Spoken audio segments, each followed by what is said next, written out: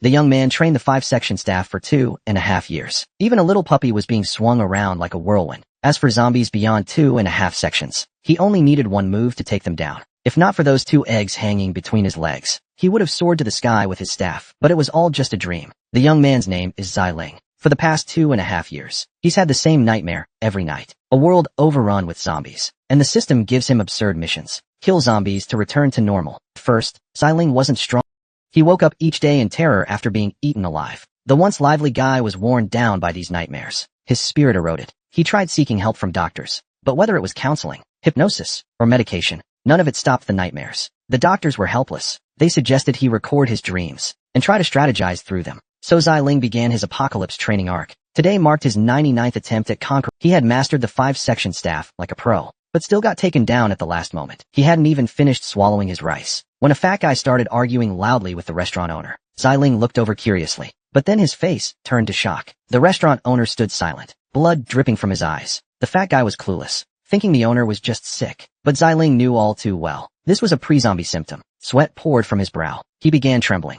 A female doctor noticed his anxiety and asked what was wrong. Xiling was about to answer, but the restaurant owner turned into a zombie and lunged at the fat guy. The gory sight shocked Xiling's brain. His nightmare was now real. He sat frozen at the table until the zombie devoured the fat guy completely. Then he snapped out of it. The streets were filled with screams. Zombies poured into the roads. After finishing off the fat guy, the zombie charged at Xiling. In that moment, he instinctively grabbed a jar of pickled mustard greens and smashed the zombie's head. The skull cracked.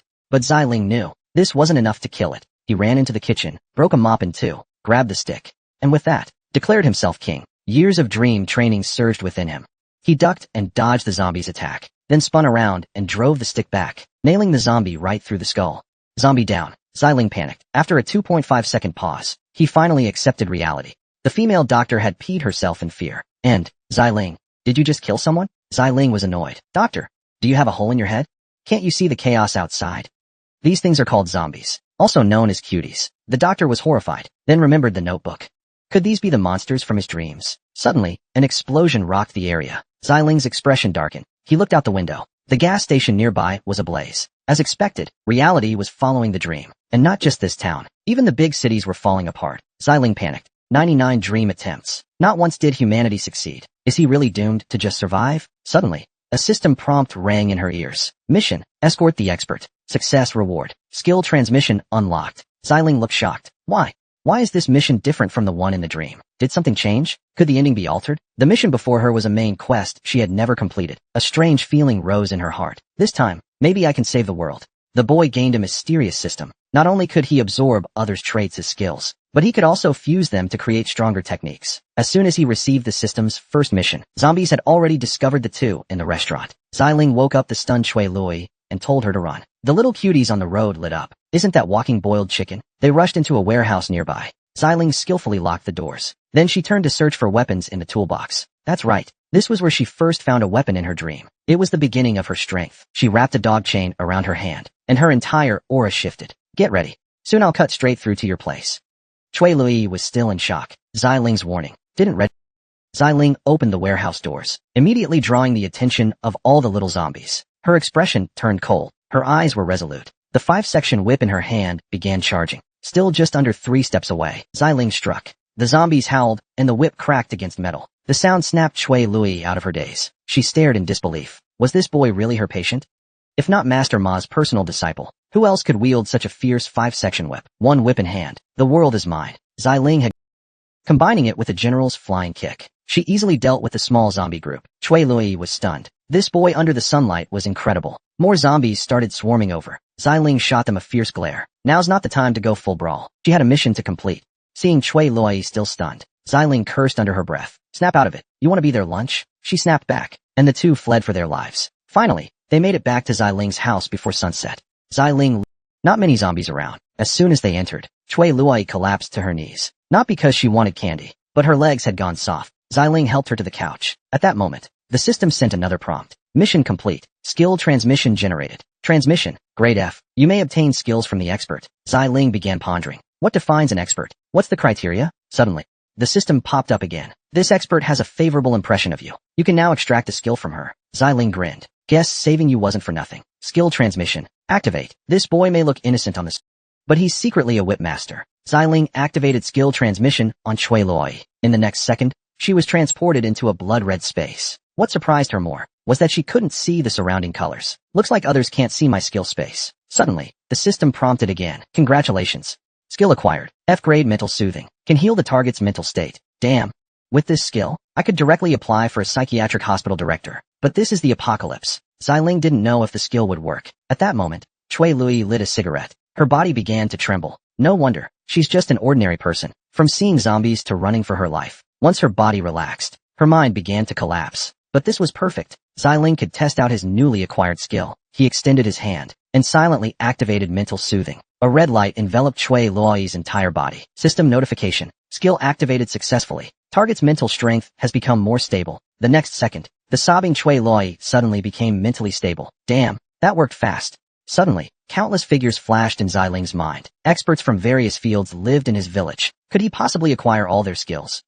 Thinking of this, Xiling's smile turned sinister. At that moment, in an abandoned gas station, a burly old man was fighting off a group of zombies alone. Despite being 73 years old, he was killing zombies like slicing melons. He was the top martial artist today. Pu Dafeng. That's right. He was the first person Xiling thought of for skill acquisition. He pushed his motorcycle toward the town center.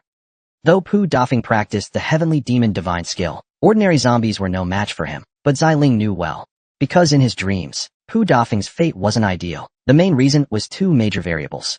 So this time, Xiling had to acquire the heavenly demon divine skill. Before those variables appeared, zombies aren't scary. What's scary is their evolution. Pu Dafeng, the top martial artist today, at 73, still had a body full of solid muscle. His heavenly demon divine skill left the zombies helpless. But just when he thought zombies were no big deal, a thunderous sound came from outside. A 2.5-meter tall giant zombie appeared, its mouth full of jagged teeth, and it swallowed a small zombie whole, as if its massive body evolved from devouring others. After eating a zombie, the giant zombie howled in satisfaction. The taste of muscle exploded, but this only made Pu Dafeng even more excited. Haha, finally, a worthy opponent. Pu Dafeng leapt into the air, his fist as large as a sandbag gathered power. Heavenly demon divine skill, second form, rampaging tiger dance. His punches rained down on the zombie. Pu Dafeng roared. Power surged from him. The giant zombie was pounded with loud smacks. It let out a furious roar. Pu Dafeng was shocked. They say wild fists beat even a master. His punches had been so fierce, yet it was unharmed. The giant zombie lunged forward, locking fingers tightly with Pu Dafeng. They entered a test of strength, but after just 2.5 seconds, sweat began to form on Pu Dafeng's forehead. The zombie's strength was beyond expectations. His body started trembling. Suddenly, crack, Pu Dafeng collapsed to one knee. At the critical moment, his back pain flared up. Zombies have no feelings, they don't play fair. The giant hand struck down at Pu Dafeng. In the nick of time, a metal chain shot in. The giant zombie was caught off guard and got smacked in the face. Old man, I'm here to save you. The one who stepped in was Xiling, a fellow villager of Pu Dafeng. When they saw Xiling, both were visibly shocked. What are you standing there for? Get out now. Pu Dafeng's elder brother finally snapped out of it and helped him out of the place. The giant zombie let out a furious roar and launched a charged punch at Xiling. Xiling ducked to dodge. Pu Dafeng's anxious cry came from behind. Go, Xiling. You're no match for it. Xiling smiled slightly. Old man, you guys go first. My motorbike only fits two. Pu Dafeng was left speechless. More zombies were now closing in from the sound. Xiling's 5-section whip began charging. Crap, there are more zombies than expected. Can my stamina hold up? Suddenly, a system prompt rang in her mind. An expert has a favorable impression of you. You can extract a skill from him. She turned around. The one was none other than Pu Dafeng, wielder of the heavenly demon art. A grin crept onto Xiling's face. Heavenly demon art. It's here at last. The boy didn't even put his hands in his pockets. He still knew no fear, facing the charging zombies. Xiling flashed a twisted grin. Skill, heavenly demon art. Activate. Xiling crossed his hands and launched into the air. The zombies were stunned by the spectacle. Sovereign step. Xiling dove like a cannonball into the earth, slamming the giant zombie underground. The shockwave vaporized the rest of the little zombies. Even Pu Dafeng, who hadn't fled yet, was completely stunned. System prompt. Heavenly Demon Art Chapter 1 unlocked. Xiling had only just unlocked his first F-grade skill, and it was already this powerful. Clearly, this is confirmed hacks. You've gained a passive skill. Heavenly Demon Mental Method. Passive effect activated. You feel an overwhelming. Xiling was a bit confused. What's a mental method? What's mana? Opening the system panel, he discovered mana referred to MP. Well, is this a game now? A faint blue glow began to emit from his palm. So this is body activation? Seems rescuing the two old-timers was the right move after all. The Heavenly Demon Art truly lives up to its name. Xiling walked out of the room. Old folks, why are you still here? But before he could finish, another roar echoed behind him from the giant zombie. Its face now looked just like the third emoji in your meme folder. Xiling grinned. Since you're still alive, don't blame me for being ruthless. He began charging the 5-section whip. The zombie launched another charged punch. Xiling dodged it using the ground-piercing step. The floor cracked violently, landing smoothly. Xiling didn't look back. Old man, head to my house. Professor Chui Lui is there too. The two knew they'd only drag Xiling down if they stayed, so they tearfully started the bike. Once the two old-timers left, Xiling twirled the dog chain and charged the giant zombie. 5-strike combo incoming. The giant zombie's head burst open from the hit, but it wasn't enough to kill it. It grabbed with its giant hand and seized the chain. With both arms, it yanked. Asterisk crack asterisk. The 5-section whip snapped in two. Xiling erupted with rage. That son of a... This is my favorite weapon. Single-sided, double-edged. Xiling fondly caressed the iron chain in his hand. Big guy, do you know? Damaging someone else's stuff comes with punishment. How about I give you a good beating today? Facing the 8-foot-tall giant zombie, the youth merely made a slight move and split it in two. After unlocking the Heavenly Demon Heart technique, Xiling could condense magic into his fists. The power of one punch was utterly terrifying. The giant zombie fell, and a red gem burst from its forehead. Xiling picked it up. Red magic stone can be used to level up. Xiling grinned. This is some hardcore tech and raw power. Back home, seeing the two old folks safe and sound, Xiling breathed a sigh of relief. The two old folks showered him with praise. These days, no one dares to help the fallen. Yet Xiling risked the zombie horde to save them. Xiling, embarrassed by the praise, said, "Was I supposed to save you? I was after the skills you've got." At that moment, the system sent a prompt. An expert has taken a liking to you. You can acquire a skill from him. Teachable skill. Wooden sword fist. Xiling almost forgot. Old Rongchuan is the village's famous carpenter. Then Pu Dafeng asked Xiling why he knew the heavenly demon technique. Xiling didn't hide it. He said he had a skill that could acquire others' abilities. This left them puzzled. Xiling called everyone to the courtyard. Let's show them. Activate skill. Wooden sword fist. A massive roar echoed from all directions. It startled everyone instantly. Suddenly, the ground began to shake. With a whoosh, an 8-foot wooden stake shot up from the ground. And that was just the beginning. Under everyone's shocked gazes, rows of wooden stakes sprouted like bamboo shoots after rain. Even the gate was decked out. The once empty courtyard turned into a forest of stakes. The most shocked was old Rongchuan. His face was full of disbelief. Even as a master carpenter, he had never seen such wood. The texture under his fingers made him feel this wasn't wood at all, but solid iron rods. After unleashing the skill, Xiling was drenched in sweat. See that? That's the ability I learned from old Rongchuan. All thanks to skill transmission. Pu Dafeng suddenly understood. His heart, beyond shock, was filled with excitement. The heavenly demon technique finally had a success. Over the past decades, none of his disciples reached even the beginner level. Only his granddaughter barely qualified. 18 years had passed, and through relentless training, his granddaughter Ishu had become eligible to be the next heir. But compared to this youth, let alone his granddaughter, even he himself paled in comparison. It seemed the hope of saving the world rested on him. Xiling, unaware of Pu Dafeng's thoughts, suddenly heard the system's warning. Overuse of skills. Mana reserves at 0. Xiling felt drenched in cold sweat, dizzy and disoriented. With a thud, Xiling collapsed. His blue Antsword manual, to restore mana, initiated forced cultivation. Outside the fence, zombies swarmed like a tide. Inside, they were eating barbecue. In this zombie-filled world, without every bit of advantage, survival was impossible. At 6:07 in the morning, Xiling groggily opened his eyes. Another cheat had arrived. Completed hidden quest. Rescued 3 experts in one night. Reward, analysis skill. Another delightful day. Xiling tested it and found the analysis skill could be used not only on people, but also to analyze item properties. However, skills couldn't be overused. He'd learned that lesson yesterday. Depleting mana forced him into sleep, a dangerous thing in a zombie-infested environment. The afternoon sun was glaring. Xiling took out the red magic stone he'd picked up. Chui Lui curiously asked what he was holding. Xiling told him it was a red magic stone, which could enhance both people and equipment. Then why aren't you using it? Instead of just staring at it, Xiling replied, I'm just thinking about where to apply it. With that, Xiling stood and wheeled out his motorcycle. To figure out the best use for the red magic stone, Xiling needed to check out the current state of the world. Throttle maxed out. Clearing the way with his 5-linked whip, Xiling soon reached a hillside. Suddenly, an explosion in the distance caught his attention. Xiling ditched the motorcycle and took a shortcut through the woods. At that moment, a human army was setting up defenses on the road. But against the relentless zombie horde and mutated zombies, guns and cannons were ineffective. By the time Xiling arrived, the army had been wiped out by the zombies. Xiling looked worried. The scene before him had deviated from his dream. The 5 mutated zombies from his dream had become 10, and that giant one had appeared ahead of schedule. Xiling, tense, activated his analysis skill. Stock. Special mutation. Trait. Keen sense of smell. Looks like no sleep tonight. Xiling hopped on his motorcycle. He had to prepare everything before nightfall, or the zombies would overrun the village tonight. Xiling reached the riverbank. He clearly remembered. There were unused fireworks on a yacht here. If he could lure away the biggest zombie, the remaining ones would be no threat. Enhancement +1 successful. Enhancement +2 successful. Enhancement +3 successful. A simple dog chain had been enhanced to its maximum by the man to stop the zombies from invading the village. Xiling had set up the fireworks in advance. Night fell. He climbed onto an abandoned building. He took out the prepared divine oil and sprayed it heavily on himself. The largest zombie had an extremely keen sense of smell, so he had to mask his scent. After doing all this, After doing all this, Xiling took out the red magic stone. He placed his dog chain on the ground, activated analysis skill. Old iron chain. No great item. Xiling placed the red magic stone on the dog chain. Enhance. Yes. Xiling unhesitatingly pressed the confirm button. The next second, the small iron chain burst with dazzling light. Enhancement successful. Complete iron chain. F grade item.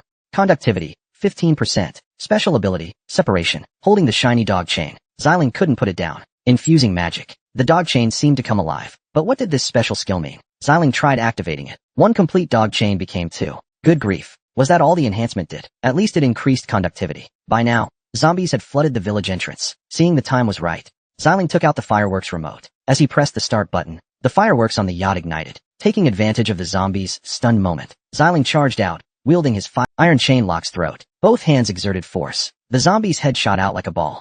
The surrounding small zombies reacted, launching ranged attacks. Xiling wore a cold expression. Wooden structures activated. Two 2.5-meter wooden stakes rose from the ground, directly blocking the incoming attack. At this moment, Xiling was like a machine that grabbed a basketball, frantically smashing zombie heads. Whenever a red magic stone popped out, he used it directly on the dog chain. Meanwhile, Stoker, drawn by fireworks, arrived at a yacht by the river. Realizing he'd been tricked, he furiously flipped the yacht. Relying on his keen sense of smell, he located Xiling. Seeing the enemy approach, Xiling looked excited. You're finally here. The red magic stone collided with the dog chain. Enhancement successful. Complete iron chain. Flame iron chain. Weapon special ability. Fireworks. The red dog chain wrapped around Xiling's arms. Arms united. Fireworks activated. Haha. The celebration has just begun. A single small iron chain, enhanced to +6, gave the boy the power to dominate. Mutated zombies crumpled like paper kites. After several strikes, a sticky web sprayed from its mouth. Xiling exerted force with both hands. The chain's fireworks skill activated. Flames merged with the sticky web,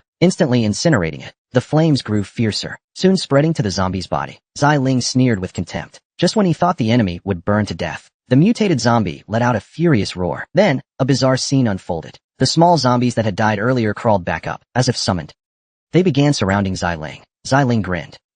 Think you can trap me with them? You underestimate me. Merging the chains into one, Xiling's face darkened as he gathered energy. The chain seemed infused with life. It wildly smashed the small zombies' heads. At this point, the mutated zombie was engulfed in flames. Seeing the situation turn dire, it leaped away in a desperate escape. Xiling glanced sideways. His face instantly shifted. The blood-red chain swiftly wrapped around the mutated zombie. Xiling crossed his hands. With a forceful pull, the zombie's legs gave out. Flames scorched its body. The mutated zombie let out a wail, collapsing completely. At the same time, a yellow-haired man heard the commotion. He rushed toward the scene. Seeing the mutated zombie defeated by Xiling, Yellow Hair was stunned. Mouth agape. Xiling, holding the magic stone, smirked. Dr. Jean, looks like you've got a canker sore in your mouth. This man was none other than Xiling's neighbor from the same village, also an animal research expert. Taking the red magic stone, Xiling was about to explain everything to him. Suddenly, a strange green light appeared in the sky. Looking up, Xiling was shocked. A massive meteor was hurtling toward their location. Xiling shouted for Dr. Jean to run.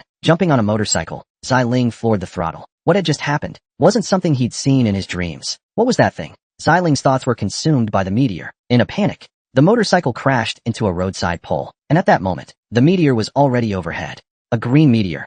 The effect was actually comparable to Manhwa evaporated milk. Xiling's clone ended up crashing into an electric pole, but luckily, the meteor didn't hit their location. The electric board spat out nothing but garbled code. What he saw before him was something he had never encountered in his dreams. He unleashed the 5-whip combo to try to kill the zombie. The chain slammed fiercely onto the zombie's head, but it didn't kill it. Even if its limbs were severed, the zombie could regrow them under the effect of the purple rotten flesh. Just what kind of bizarre meteor was this? Luckily, the zombies couldn't step out of the purple zone. Otherwise, this episode would have ended right here. Xiling couldn't figure out the reason, so he decided to bring Dr. Jean home first. After returning home, Xiling told everyone about what had happened today.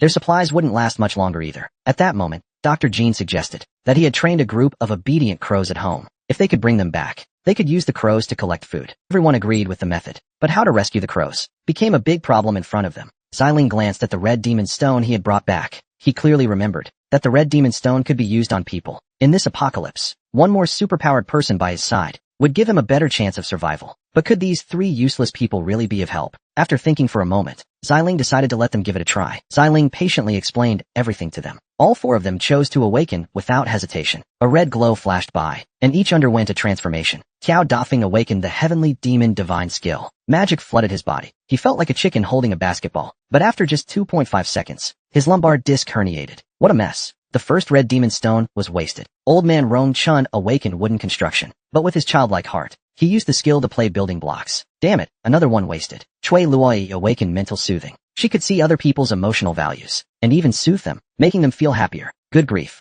Yet another chicken-type skill. Now only Dr. Jean was left. No one knew what skill he would awaken. Would it impress them? In the apocalypse, you can be a support, but never a burden. After Xiling's training, the group finally found their roles. Old man Rong Chun was in charge of repairing and reinforcing the fences. Cui Loi was responsible for warming the bed. Qiao Dafeng, half disabled, became Xiling's sparring partner. Among the 3, only one could fight alongside Xiling, and that was Dr. Jean. He awakened the ability to communicate with animals. He could learn skills from them. Likewise, Xiling also learned the skill after gaining his trust from his pet. They both acquired the gliding ability. With this skill, they could glide over the lion's nest to rescue the crows. After 2.5 days of practice, they set off on the mission.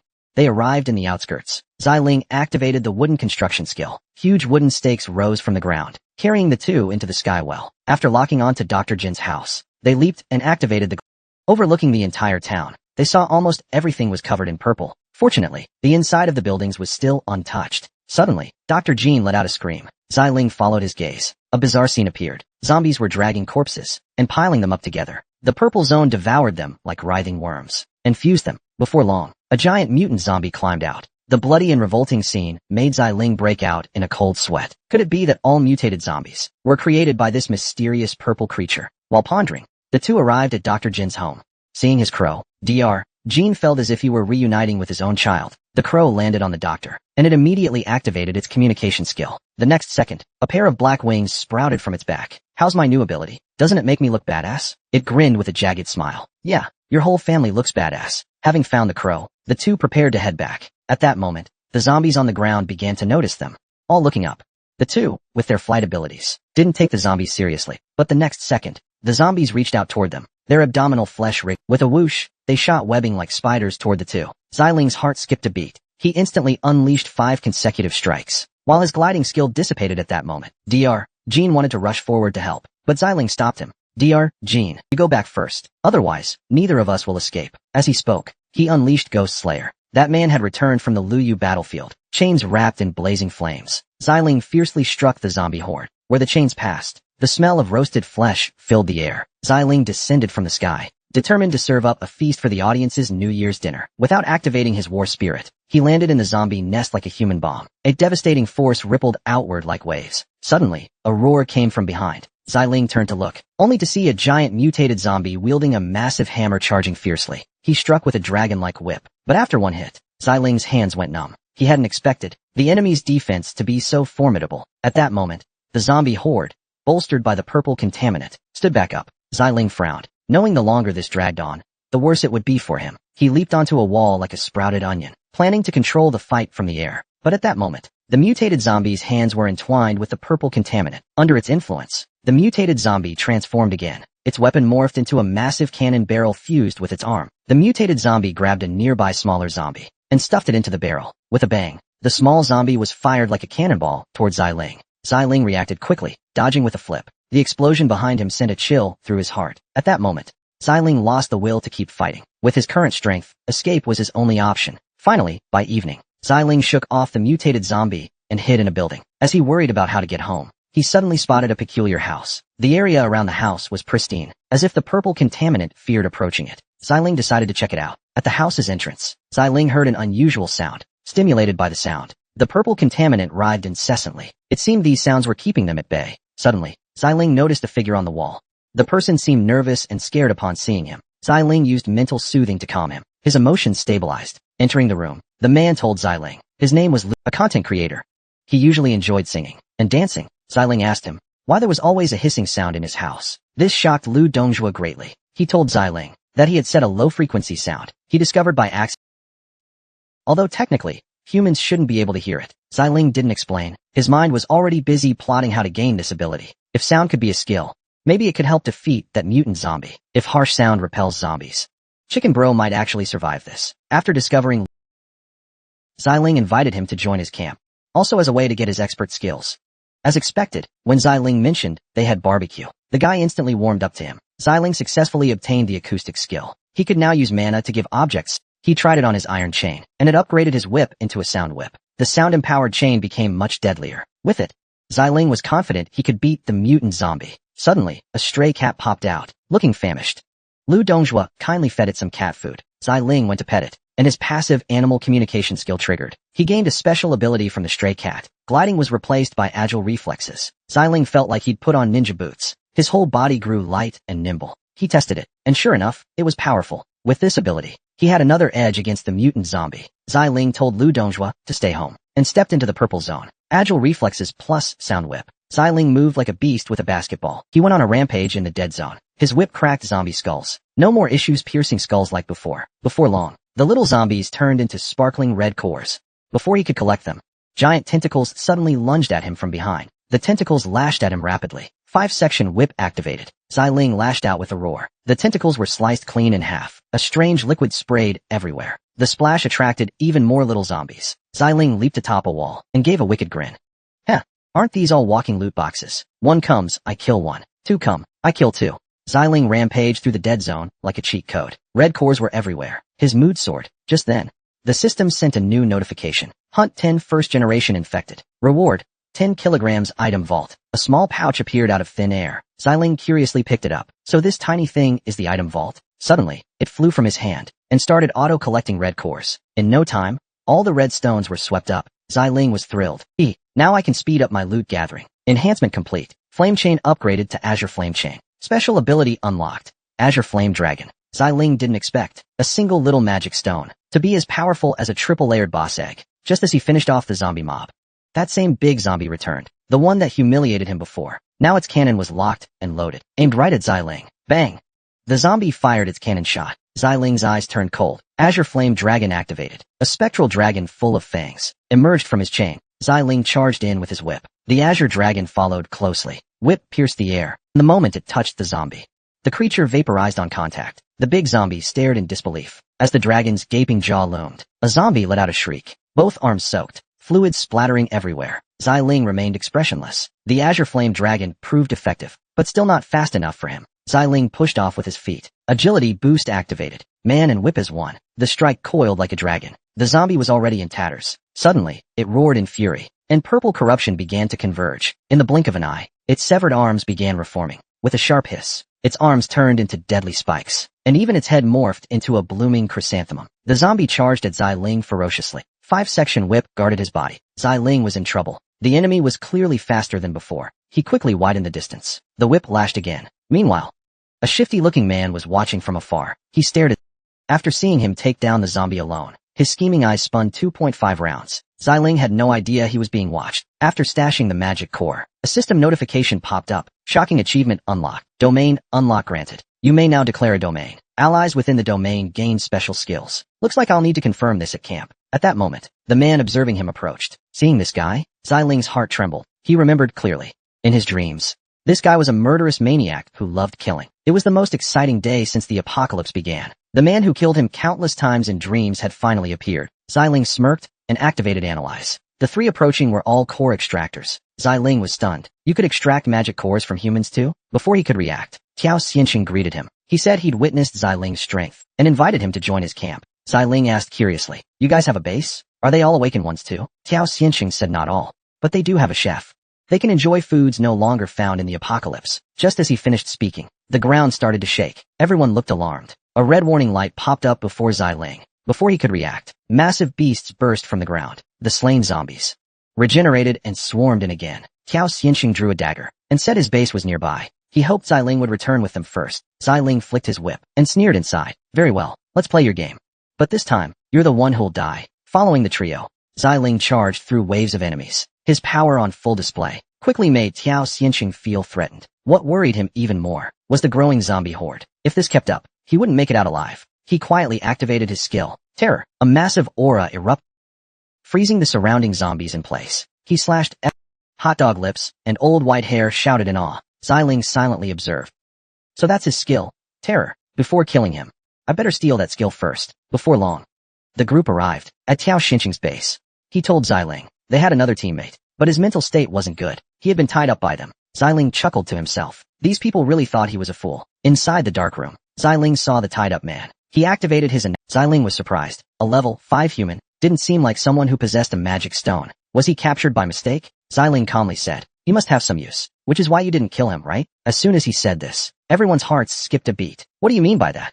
Xiling grinned. What a pity. After all, it's still a magic stone. Upon hearing this, Tiao Xuanqing couldn't hold back. He burst out laughing. What a small world this is. Didn't expect to meet a fellow kindred spirit here. To be honest, I had planned to kill you, but I just couldn't do it. Not to one of the few who truly understand me. Mr. Xiling, I officially invite you to join me. Would you be willing to work with me? Xiling shook his hand. To be someone who understands you, it's an honor. At that moment, a system notification sounded. Expert has gained affection toward you. You may acquire a horror skill. Haha, Tiao Xuanqing. I'll be sure to enjoy your skill to the fullest. This man was a natural schemer. In the apocalypse, instead of avenging his enemy right away, he first gained their trust to learn their skill. Just as Xiling acquired the horror skill, 3 delicious-looking little cuties entered the room. Tiao Xuanqing's clever eyes widened, and he immediately ordered an attack. Activating his horror skill, Tiao Xuanqing quickly took down the 3 mutant zombies. But a frontal attack is easy to guard against. A backstab is not, as they just stepped outside. Xiling, who was at the rear, had already begun charging up. Wooden construction activated. Thick tree trunks rose from the ground, trapping Tiao Xuanqing and his group outside. Realizing what happened, Pu Xuanqing fumed in rage, furiously stabbing the wood with his dagger. But it was completely useless. Zombies had already surrounded them. As expected, white hair and sausage lips died tragically. Tiao Xuanqing thanked the 2 for their sacrifice, intending to use them to stall the zombies, so he could escape. But after just 2.5 steps, he found more zombies surrounding him. Tiao Xuanqing was caught by the zombies. He was unwilling to die like this. Even if he became a zombie, he swore to get revenge. He fiercely tore off a chunk of rotten flesh from a zombie and swallowed it without hesitation. Meanwhile, Xiling returned to the room and found the kidnapped Cheng Hemming. After untying him, Xiling used mental soothing. He told him he was here to rescue him and handed him a red demon stone. Although Cheng Hemming was a weakling, he still knew what a red demon stone did. Could this man be like that crazy killer? Someone who harvests human stones? But upon closer inspection, he noticed Xiling's stone was different from Pu Xuanqing's. Xiling told him it had dropped from a zombie. With it, even an ordinary person could awaken. The man took the stone. A second later, red light enveloped his body. Xiling excitedly asked what skill he had gained. Cheng Hemming replied that he had awakened a cooking skill. He could now make food with special effects. Xiling was overjoyed. He told him to quickly find ingredients and practice. After Cheng Hemming left, Xiling placed his magic stones on the floor. He was now thinking about how to leave with this burden. Cheng Hemming. He had to enhance his skill now. Xiling picked up the yellow magic stone. He chose to enhance his transfer skill. A dazzling golden light flashed. Enhancement successful. Main skill upgraded. Mana limit increased. Skill level can now be improved through tutor guidance. Can predict the actions of analyzed targets. Damn. One skill turned Xiling into a hexagonal warrior. Just then, a delicious smell filled the air. He turned his head. It was Cheng Hemming's cooking, finally ready. A bowl of mouth-watering jajang noodles. Xiling started eating without hesitation. Suddenly, a system message popped up. You consumed the expert's delicious jajang noodles. Ability boost increased by 20% for 3 hours. Xiling's eyes sparkled. Huh, now we can escape smoothly. Xiling stayed energized for 3 hours after the noodles. Meanwhile, Piao Xianqing ate zombie flesh and directly grew 3 heads. Just moments ago, Xiling decided to escape through the sewers. He summoned Earth Shatter. The 2 jumped into the sewer, but barely 2.5 meters in, a violent tremor shook the sewer. Cracks on the walls grew wider. With a splat, an unknown object slipped in. Xiling looked over. The intruder was none other than the zombie meat-eating Piao Xianqing. Good grief. Neza has 3 heads and 6 arms. This guy had 3 heads and 2 arms. Xiling activated Analyze skill. Name, Cabinet Hand. Type, Infected Awakened. Traits, Flash Step, Piercing Arrow, 3 heads. Terrifying. Even more bizarre, he still had self-awareness. After mocking Xiling a bit, Piao Xianqing activated his horror skill. Xiling countered with mental soothing to nullify fear. The chain split in 2. Xiling activated 3 skills simultaneously. He charged forward while telling Cheng Hemming to retreat to the room. As he neared the enemy, Xiling activated force. With the skill active, Piao Xianqing's movements looked 100x slower. After a few exchanges, Piao Xianqing was starting to feel the pressure. He silently activated horror skill again. Just then, Xiling received a system alert. Watching a perfect demonstration by your instructor. Horror comprehension. 32%. Reach 100% to level up the skill. Xiling was still in shock when foresight passively activated. Oh no, he's going to attack me from behind. Xiling spun around fast and launched a powerful continuation punch. 2.5 of the 3 heads puked blood. Piao Xiansheng was caught completely off guard. In utter disarray. He never expected his attack would be so precisely predicted. 2 of his 3 heads wanted to flee already. Frustrated, Piao Xiansheng sacrificed his teammates' heads and swallowed them whole. That twisted act shattered Xiling's worldview. In his shocked gaze, Piao Xiansheng mutated once again. His eyes fused into one. His form became more agile. His toothy maw let out a deep, terrifying growl. Horror skill activated. Watching a perfect demonstration from the instructor. Comprehension, 83%. Xiling chuckled darkly. This is a blessing in disguise. With every strike from Piao Xiansheng, Xiling blocked it all with foresight. Finally, his horror skill comprehension reached 100%. Xiling's pupils turned yellow. He activated it instantly. A monstrous pressure swept the space. Piao Xiansheng was stunned, but before he could react, Xiling's charged bombard fist reached its peak. His fist slammed down like a basketball dunk on the head. Piao Xiansheng's face was completely deformed from the blow. The current Xiling was on a completely different level from him. He looked at his opponent in sheer terror, completely unaware that chains had already wrapped around his arm. Merely breaking one arm caused a yellow magic stone to burst out. Piao Xiansheng's Xiling looked utterly shocked. After losing an arm, it immediately fled. Xiling didn't give chase. He saw a glowing magic stone under the arm. After picking it up, Xiling turned back to find Cheng Hemming. The two made their way through the sewers to Lu Dongzhuo's house. Seeing Xiling return, Lu Dongzhuo was visibly excited. Xiling briefly introduced Cheng Hemming to him. He said he was going out to fight zombies and hoped he could show. This act won Cheng Hemming's favor. Xiling successfully learned the cooking skill. He tried mixing cocktails with cola and accidentally created an awakening drink. Meanwhile, the fleeing Piao Xiansheng was hunting little zombies on the street. Unlike Xiling, he recovered from injuries by devouring other zombies. Just as he regenerated his arm, a wave of pressure struck him. All the zombies behind him dropped to their knees. A winged woman appeared not far away. She radiated a seductive glow. The moment he saw her, Piao Xiansheng began to tremble uncontrollably. Slowly, he too knelt down. The power she exuded was far beyond anything he could handle. Even the most terrifying rulers within the purple zone were no match for her. The woman stepped forward, approaching the little zombies. More and more zombies knelt. Her tail blossomed like a stone lotus flower and stabbed into the ground. In less than 2.5 seconds, a crack split open in the ground. A gaping maw with jagged teeth burst from below. Its mouth was so huge it couldn't be filled with a single pot. The little zombies, including Piao Xiansheng, were barely a mouthful to her. Suddenly, the massive jaws came crashing down and swallowed all the little zombies in one gulp. The jagged jaws twitched, making chewing sounds. Then a huge eye opened on its back.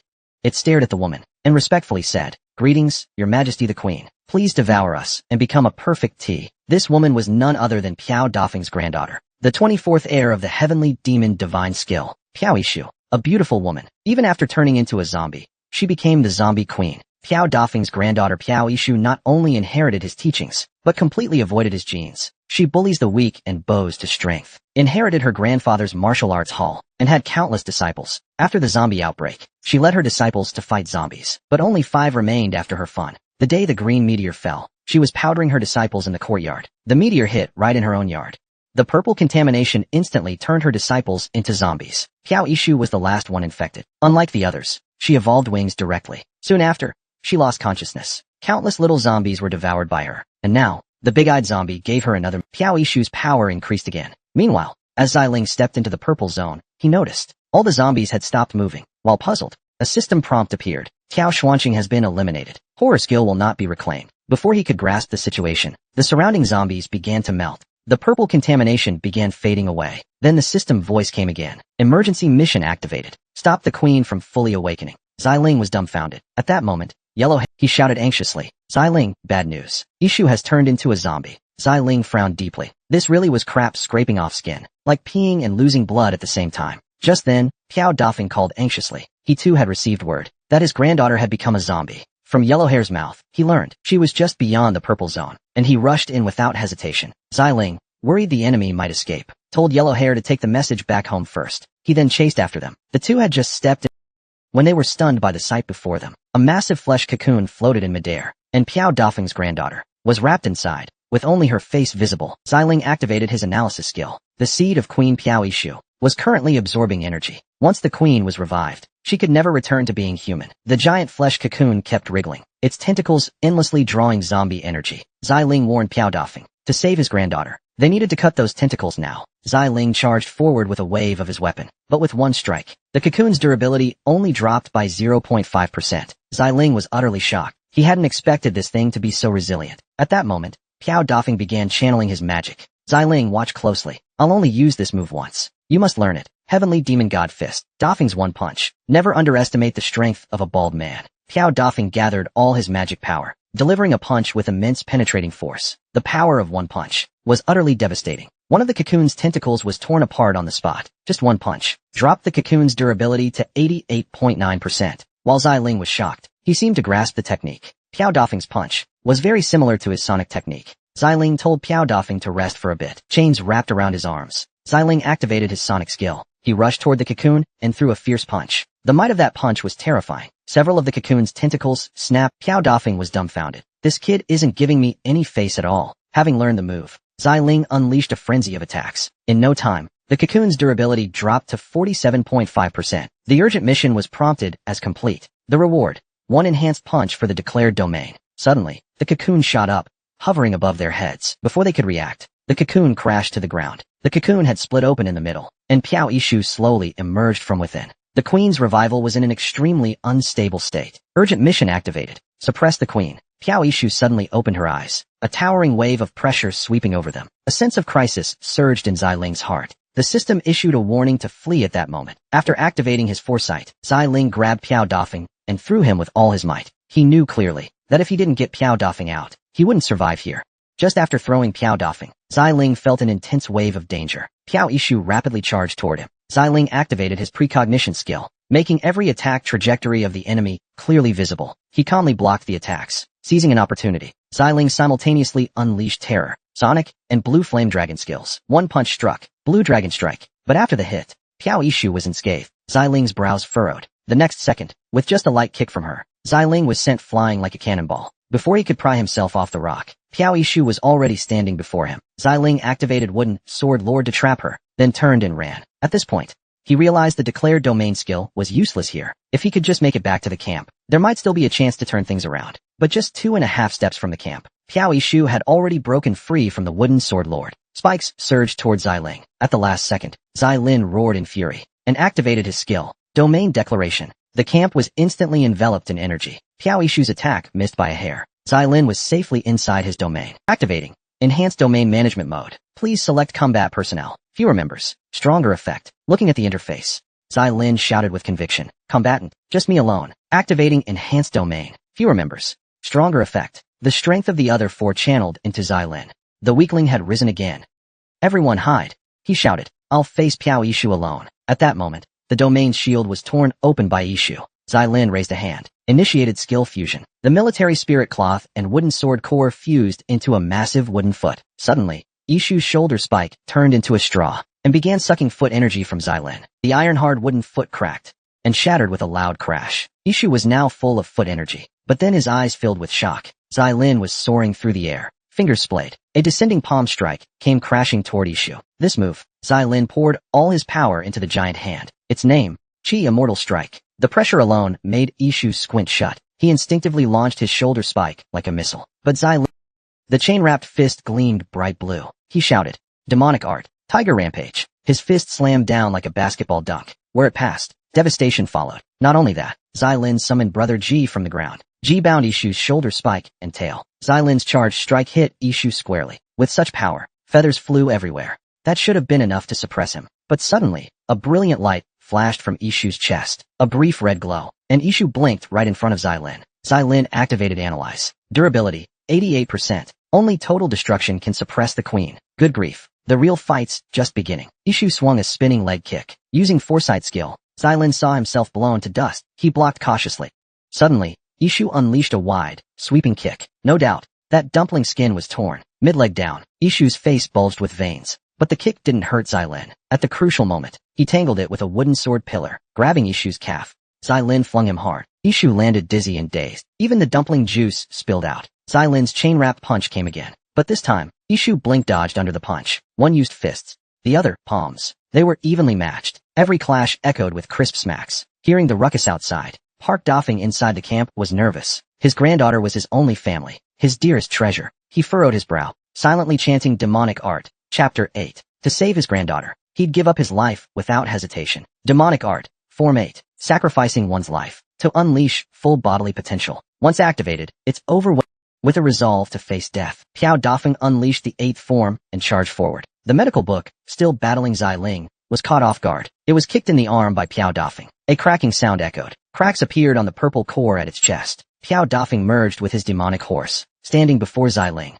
Watch closely. This is the true heavenly demon technique. Phantom tigers crisscrossed fiercely. Zai Ling stared intently at his opponent, observing a perfect demonstration. Comprehension reached 100%. The second chapter of the heavenly demon technique unlocked. Piao Dafeng charged swiftly at the medical book. While dodging its claw attacks, he unleashed a powerful fist strike. The medical book's entire body was sent flying backward, but it quickly retaliated, surrounding Piao Dafeng with 4 spikes. Piao Dafeng's eyes blazed with fury, seething with rage. He ignored the surrounding 4 spikes, leaping straight toward the medical book with a sudden burst. Using a bold, the medical book faced a critical threat. It deployed a magical shield for defense. With a loud crash, the shield shattered. Piao Dafeng's fist aimed straight for the medical book's face. The medical book blocked with its 4 spikes, but Piao Dafeng grabbed its hands directly, channeling power into his crown. Piao Dafeng chose a headbutt to break through. His rock-hard forehead smashed against the solid surface, cracking it with a visible fracture. Indeed, the old master's skill was unmatched. The medical book was left in a sorry state by this headbutt. It glared viciously at its grandfather, slowly raising its right hand. With a whoosh, a massive pink maw erupted from the ground, enveloping Piao Dafeng. Anyone who blocks my path deserves to die. Piao Dafeng went all in, clenching his fist tightly. He slammed it heavily into the creature's tonsils. One punch shattered the giant maw, but at that moment, the medical book loomed overhead. Caught off guard, Piao Dafeng was kicked and sent flying. The medical book pursued relentlessly, frenziedly attacking its grandfather. Zai Ling rushed forward to intervene and save him, but the medical book was now faster and stronger. Piao Dafeng was knocked down with a single punch. Zai Ling was also kicked away. The medical book hoisted its grandfather up, its 4 spikes transforming into a massive blade. Perhaps sensing death's approach, Piao Dafeng wanted to touch his granddaughter one last time. But this touch cracked the sealed memories of the medical book. It clutched its head in agony, nearly descending into madness. Piao Dafeng seized the chance, quietly gathering energy. Ignoring his granddaughter's attacks, he struck a palm toward its core. This palm poured all of Piao Dafeng's magic and strength into it. After the strike, the core was riddled with cracks. Piao Dafeng was on his last breath. Zai Ling, the rest is up to you. Receiving the command, Zai Ling charged and landed another punch. With a crack, the core shattered. Mission accomplished. The Feather King has been subdued. Seeing this notification,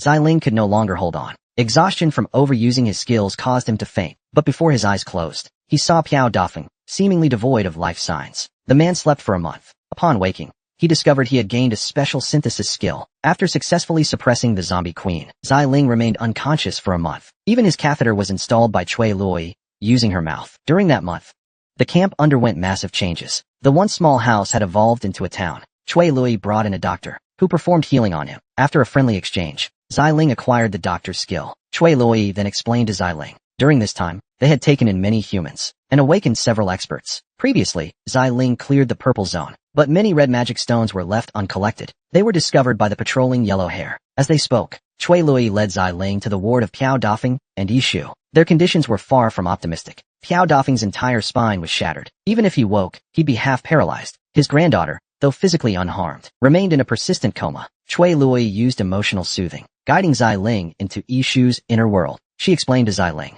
She had previously accessed this state through her skill, but the black sphere before them was unbreakable. Zai Ling activated his analysis skill and discovered it was Yishu's despair-filled consciousness barrier. Zai Ling attempted to fuse emotional soothing with his terror skill, temporarily creating an intimidation skill. He applied intimidation to the barrier. Thunderous energy enveloped the sphere. In just 2.5 seconds, a crack large enough for a person appeared. Zai Ling told Cui Lui to wait outside, then slipped through the narrow gap. Yishu's inner world was filled with zombies, all transformed from her disciples, and even her grandfather. These figures had become her psychological shadows. Upon entering, Zai Ling used his analysis skill to identify these issues. Combined with emotional soothing, Zai Ling successfully helped her overcome her psychological shadows. Yishu's consciousness was restored. At the same time, her grandfather was revived by watching an ad. Everything returned to normal. Zai Ling looked at the thriving community, curious how Cui Lui and the others had achieved this. Cui Lui explained. They discovered magic stones could enhance items. Many collected stones were used on buildings, with the community's generator being a prime example. Hearing this,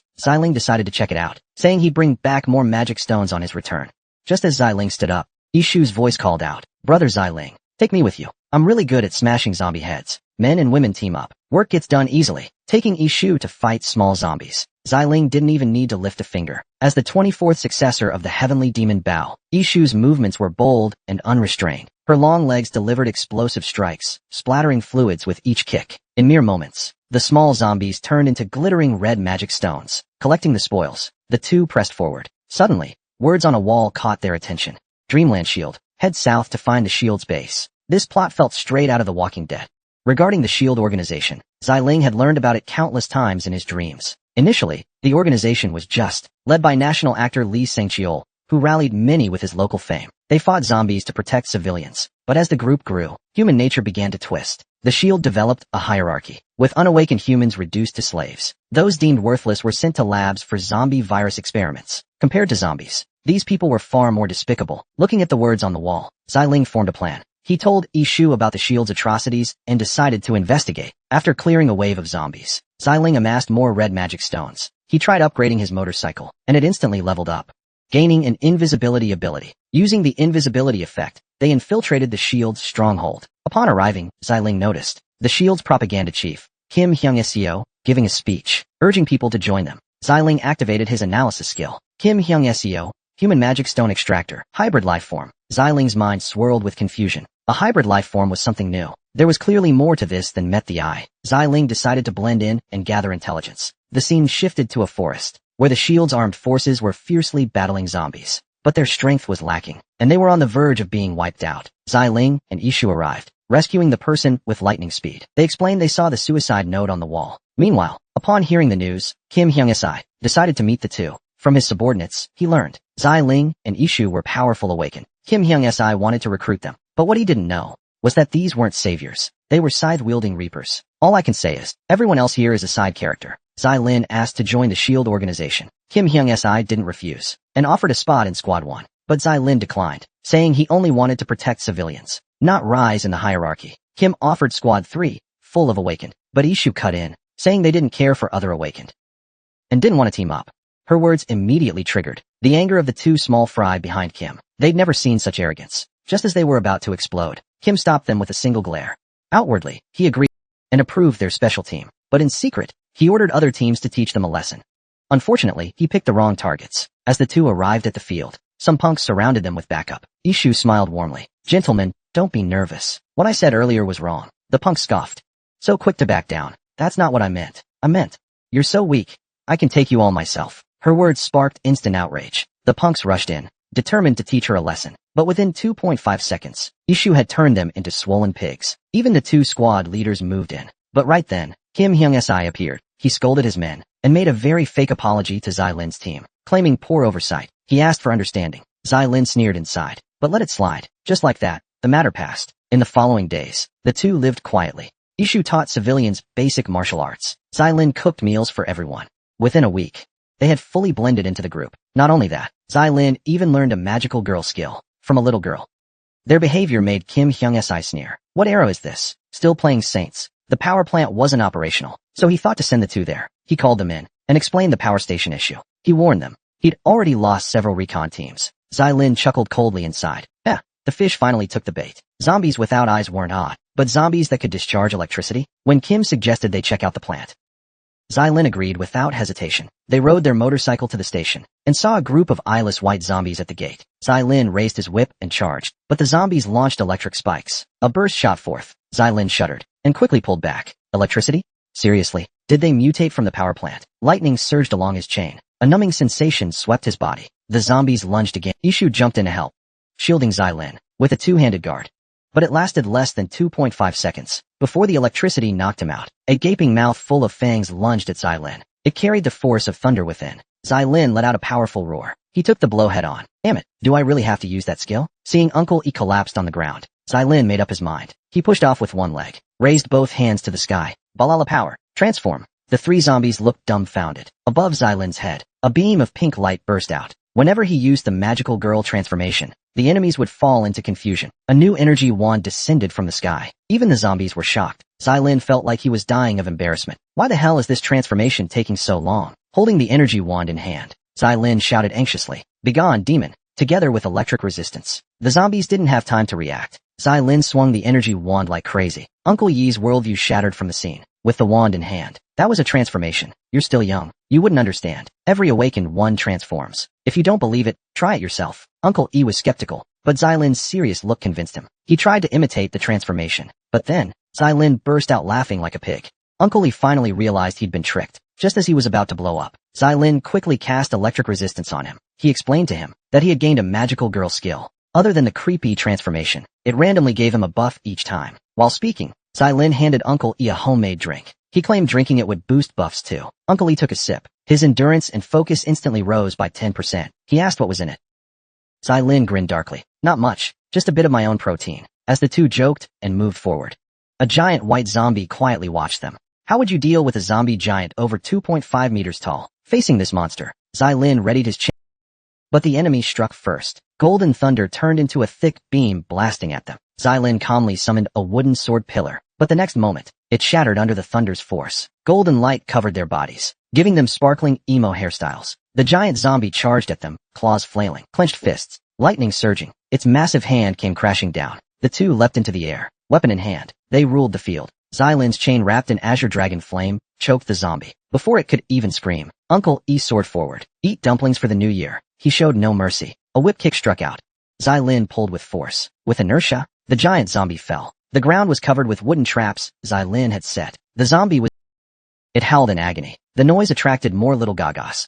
Clearly, they were here to die too. Azure flames wrapped around the chain. Wherever it whipped, a meaty aroma followed. Seeing the zombies weren't worth it, Uncle Yi struck boldly with his dumpling moves. His sweeping leg slammed into the giant zombie. The SHIELD organization lost 3 recon squads and a power station, easily taken down by the two. At that moment, on a distant hilltop, a little Gaga was watching it all through binoculars. If he hadn't seen it with his own eyes, he'd never believe they could take down that monster. He relayed the message back. Jin Hyung-hee was thrilled. With the help of these two, becoming the second in command was no longer just a dream. The scouting zombie completed its mission and prepared to return. But before it could finish packing, Nai Lin and Ishu found it. Before it could speak, Xiling said with a sly grin, "Don't be nervous, little brother. I'm just here to ask if you've eaten yet." Meanwhile, Jin Hyung-hee received another message. The team sent to raid the hospital had suddenly lost contact. It wasn't until much later that a signal came through from Team 1.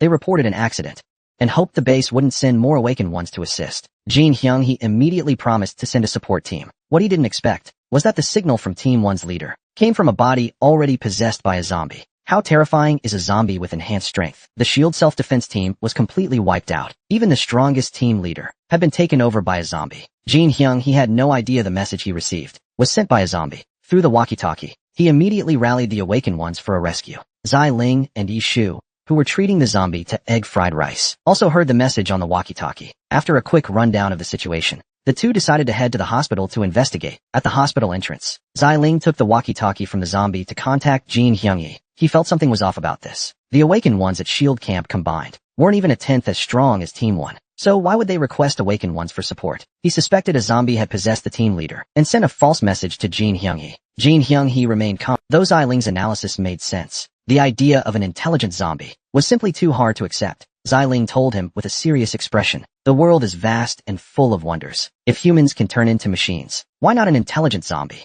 But regardless, since they were here, Xiling decided to take a look. Inside the hospital, Xiling handed Ishu a yellow magic stone. This mission was extremely dangerous, and he felt it necessary for her to upgrade her abilities. Ishu didn't hesitate and used the yellow magic stone directly. The two plowed through, easily taking down zombies in their path. They reached the location where Team 1's leaders sent the signal. With a shout from Xiling, the door was opened. The two cautiously peered inside. A cry for help from Team 1's leader came from the room. Xiling stayed on high alert. "Don't get distracted. It's a trap." Ishu was curious how he figured it out. Xiling explained to her, if someone didn't want to be killed by a monster, they'd never make such a loud cry for help. Blue dragon flames clung to his chains. Xiling led the way, using the chains to light the path. Ishu suggested, "Why not just blow up the whole building?" Xiling broke out in a cold sweat. This woman's ruthless. Though her idea wasn't bad, Xiling had a better plan. Pushing open a door, Xiling spotted a shadow inside. He didn't move forward, but instead stood tall and shouted, "Balala transformation!" Magical girl mode activated. The enemy fell into confusion. Seizing the moment, Xiling grabbed an energy rod. "Grant me flammable power." Preparing to unleash. Oil impact. Black oil sprayed from the energy rod, enveloping the zombie before it could react. At the same time, Xiling's chains unleashed blue dragon flames. The oil was instantly ignited. The little Gagas were engulfed in flames. Some of the more tenacious ones tried to rush towards Xiling. Xylin raised one hand. Wooden structure activated. Thick tree trunks sealed off the exit. Xylin looked pleased. Haha, welcome to my furnace. This guy is brutal. He actually locked zombies inside to two especially tenacious little zombies. Couldn't help cursing. They pounded frantically at the wooden walls. Xylin used a fusion skill to generate pressure and gave Ishu a buff. Just then, the two desperate zombies broke through the wall. They cursed while searching for Xylin, but all they found was overwhelming pressure. Xylin and Ishu charged forward. Smack! A kick to the leg. Smack! A hit to the face. They knocked them out without overdoing it. At that moment, tentacles on the zombies' head started slithering in. The two zombie corpses were slowly being dragged into the room. Ishu, strong and solid, used his hand like a blade and severed it with a kick and chop. Once the fire died down, they entered the room. Aside from a roasted meat smell, they also found a yellow magic stone. Xylin unceremoniously put it in his backpack. He reminded Ishu, zombies with reinforced strength like these will become more common, so never leave home without your brain. Back at the shield base, they reported everything to Jin Hengshi. After he left, Ishu was a bit curious. He noticed Jin Hengshi's attitude had suddenly become polite. Xylin smiled and explained. Jin Hengshi only had 2 defense teams total. Now one was wiped out. Of course he'd be eager to restore their combat power, so flattering them was inevitable. Not just that, Xylin believed he'd also report them positively. This way, they could naturally get into SHIELD HQ. Sure enough, just as Xylin finished analyzing it, Jin Hengshi came right back. As expected, he started with polite words, then said he wanted to take them to HQ to meet the commander. Xylin asked the departure time and accepted. Leaving the office, Xylin started planning in his mind. They were about to meet the SHIELD commander. He had to be fully prepared. He had just enough magic stones to upgrade a skill. Xylin chose to level up immediately. The level 1 inherited skill became D-level. At the same time, his compatibility was also enhanced. The system sent a notification. Tasks could now raise the level of inherited skills. Xylin looked at Ishu. He was an expert in Heavenly Demon Divine skill and was interested in Xylin's combat. He had to impress him using bare hands. Heavenly Demon Divine skill unlocked at D rank. Xylin grinned. Haha, Ishu, today I'll send you to Cloud 9 with these hands. As long as he could satisfy him, his skill would level up again. Xylin had just suggested a bare-handed fight with Ishu when the latter eagerly opened his stance. His sidekick hit Xylin's hand. Xylin tried to counter, but Ishu retracted his leg immediately. Before Xylin could launch a second attack, Ishu sprang up like a radish, wild and fierce. Watch closely, I'll show you something special. This move, Dumpling Skin Peel plus Abyssal Gaze, made Xylin's heart race. Damn it, why is he wearing yoga pants? Xylin raised his arms to block, eyes fixed intently on Lihan. Uncle One redirects the force. His body twists rapidly. The same leg technique, a different angle, but Lihan has vanished. It seems the petals have fully bloomed. Xylin watches unblinkingly. No matter, just strike first. Iron Fist surges forward. Uncle One faces a dire crisis. He immediately turns to create distance. That was close. Almost got hit. Xylin attacks again, but this time, they engage in serious sparring. Uncle One counters fists with palms. His movements are elusive, but Xylin, long versed in the underhanded ways of high society, has honed a pair of piercing eyes. Uncle One's hands are seized. His body is yanked forward. Xylin smirks darkly. This move is all too familiar to him. Uncle One refuses to be caught. A ruthless groin kick aims.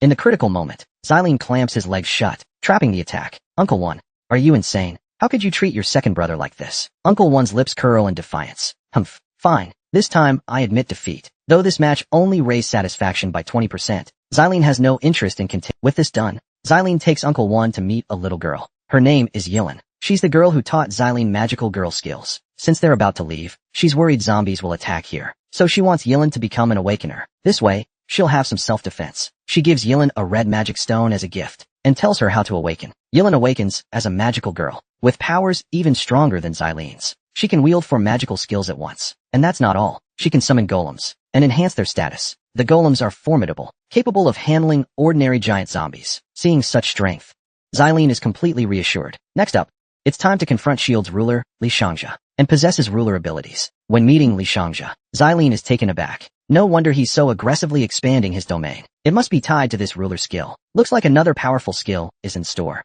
For Xylin and Uncle One's visit, Li Shangja is extremely welcoming. After all, the strong are respected everywhere. To honor them, Li Shangja gifts Xylin an entire crate of red magic stones, and Jin Hyung Seo, as her superior, is promoted to general officer. The first step of Xylin's plan is a success. Next, she just needs to get closer to Li Shangja, learn his skills, and then take down the SHIELD organization in one fell swoop. But at that moment, bad news arrives.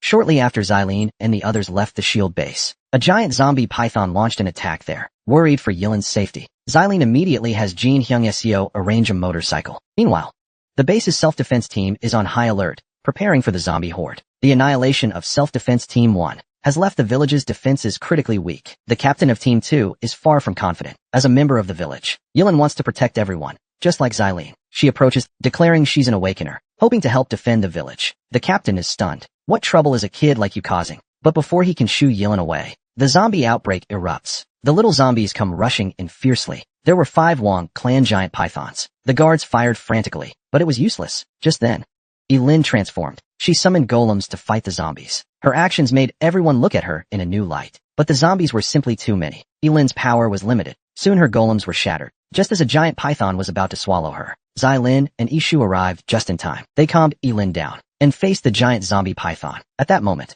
the 5 pythons intertwined, mutating into one massive entity. 5 heads became a giant salami-like beast. Ishu clenched her fists. Xylin's whip began its dance. The two charged in sync. The azure flames on the chain ignited. Dragon Claw versus Python Head. Roars filled the air. Ishu flipped 180 degrees in midair. Her full strength surged from her chest through her waist to her leg. She landed lightly on the python's head like a dragonfly, but her step hit like a 1,000-pound hammer. The giant python was slammed to the ground. That blow enraged it, but in the face of true power, even loud roars were just futile rage. The two coordinated perfectly. Chains smashed the head, while kicks struck the lower half. Soon, the giant python was knocked down again. Just as they were about to finish it off, the python spewed red, rotting flesh from its mouth. The meat stuck to nearby zombies, instantly driving them berserk. But this was the python's last trick to escape. They quickly cleaned up the zombies and gave chase. For a true hunter, a reward that escapes the mouth must not be lost. A biker lost to a manipulator. Guaduba, 61, leader of Iron Hammer Gang, could modify motorcycles into Autobots. But Li Sangchul could concentrate the strength of 30 men into himself, even against a giant mech. He held his ground. As Xiling cleaned up the python, Iron Hammer launched an attack on Shield HQ. One crisis ends, another begins. They had just dealt with the satellite village zombie threat. Now they had to rush back to HQ. Xiling had read about Iron Hammer in his dreams. They weren't good or evil, just reckless. They didn't value human life, only their own members. Everyone else meant nothing. When Xiling returned, Li Sangchul and Guaduba were mid-battle. Xiling's arrival shifted the tide. Guaduba was captured, and Li Sangchul developed a liking for Xiling. Xiling then acquired the Dominion skill. Reading the panel, he realized, not just humans, but golems and vitality could fuel it. With this power, there was no more reason to stay with S.H.I.E.L.D. But before leaving, Xiling had one last task, to expose Li Sangchul's crimes and free the innocents. He asked Li what his conflict with Iron Hammer was. Li explained. It started with a dispute over territory, which ended in bloodshed, and escalated from there. Xiling asked how he'd deal with them. Li replied that if they refused to submit, he'd execute them. Xiling found that wasteful. Awakened people had value. He asked to try persuading them first, and if he failed in 3 days, he wouldn't object to whatever came next. Li stared at him skeptically.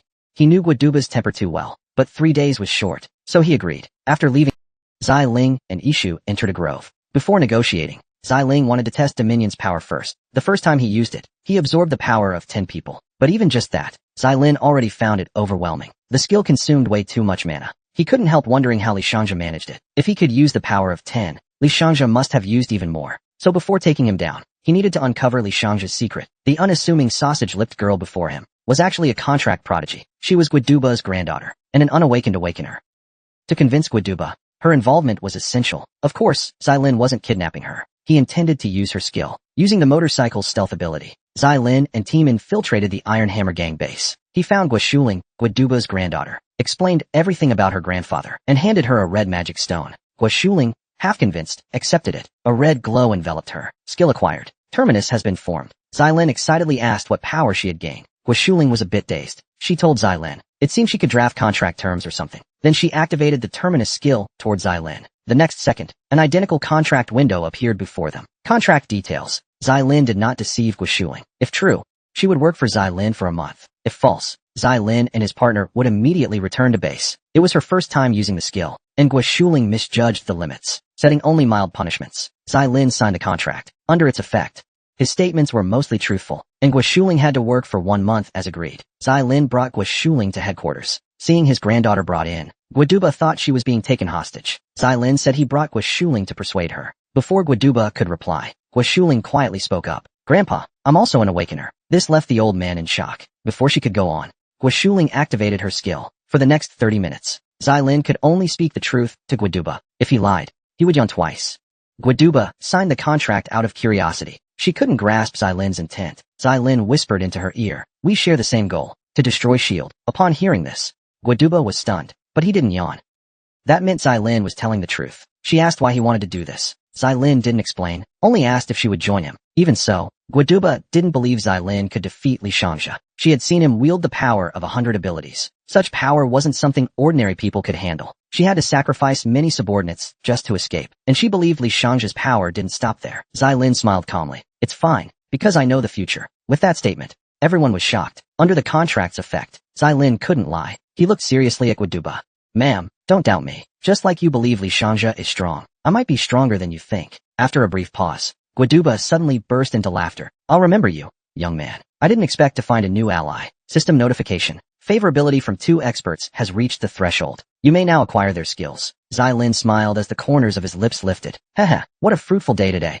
That old man is insane. He actually used Paper Eagle's feces to create zombie-human hybrids. After convincing Guaduba, the warlord, Li Shangja was impressed by Zai Ling's abilities. He decided to share his new human project with her. They agreed to visit the lab together 3 days later. During that time, Zai Ling spent 2.5 days maxing out Ishu's favorability to 100%. Her heavenly demon divine, Bao leveled up to D rank. Before she knew it, the day arrived. Zai Ling followed Li Shangja into a hidden underground lab. Though mentally prepared, she was still shocked by what she saw. Lining both sides were zombies and human organs crammed in containment units. And among them, she saw her enemy from her past life, the mad scientist, Zhu Hanja. He was the director of this facility. The zombie conversion plan was his brainchild. After introductions, Zhu Hanja showcased one of his creations, 2 blood-red mutants. Zai Ling activated her analyze skill, mutant human, hybrid life form. Li Shangja said they were sworn brothers, and volunteered for the project. Zai Ling was curious how it was done. Zhu Hanja took them to another room, where he showed them a divine specimen they captured. Li Shangja called it humanity's last hope, because Zai Ling used analyze, and saw its species was pure gibberish, and it was just a single cell. Good grief.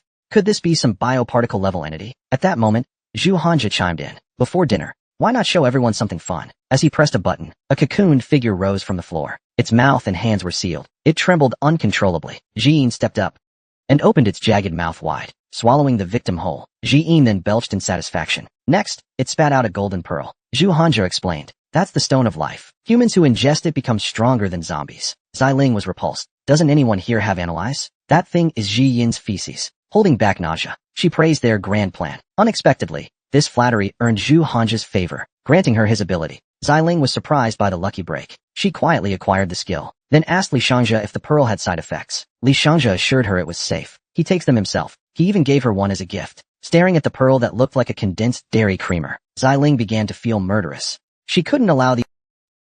She reached for her weapon.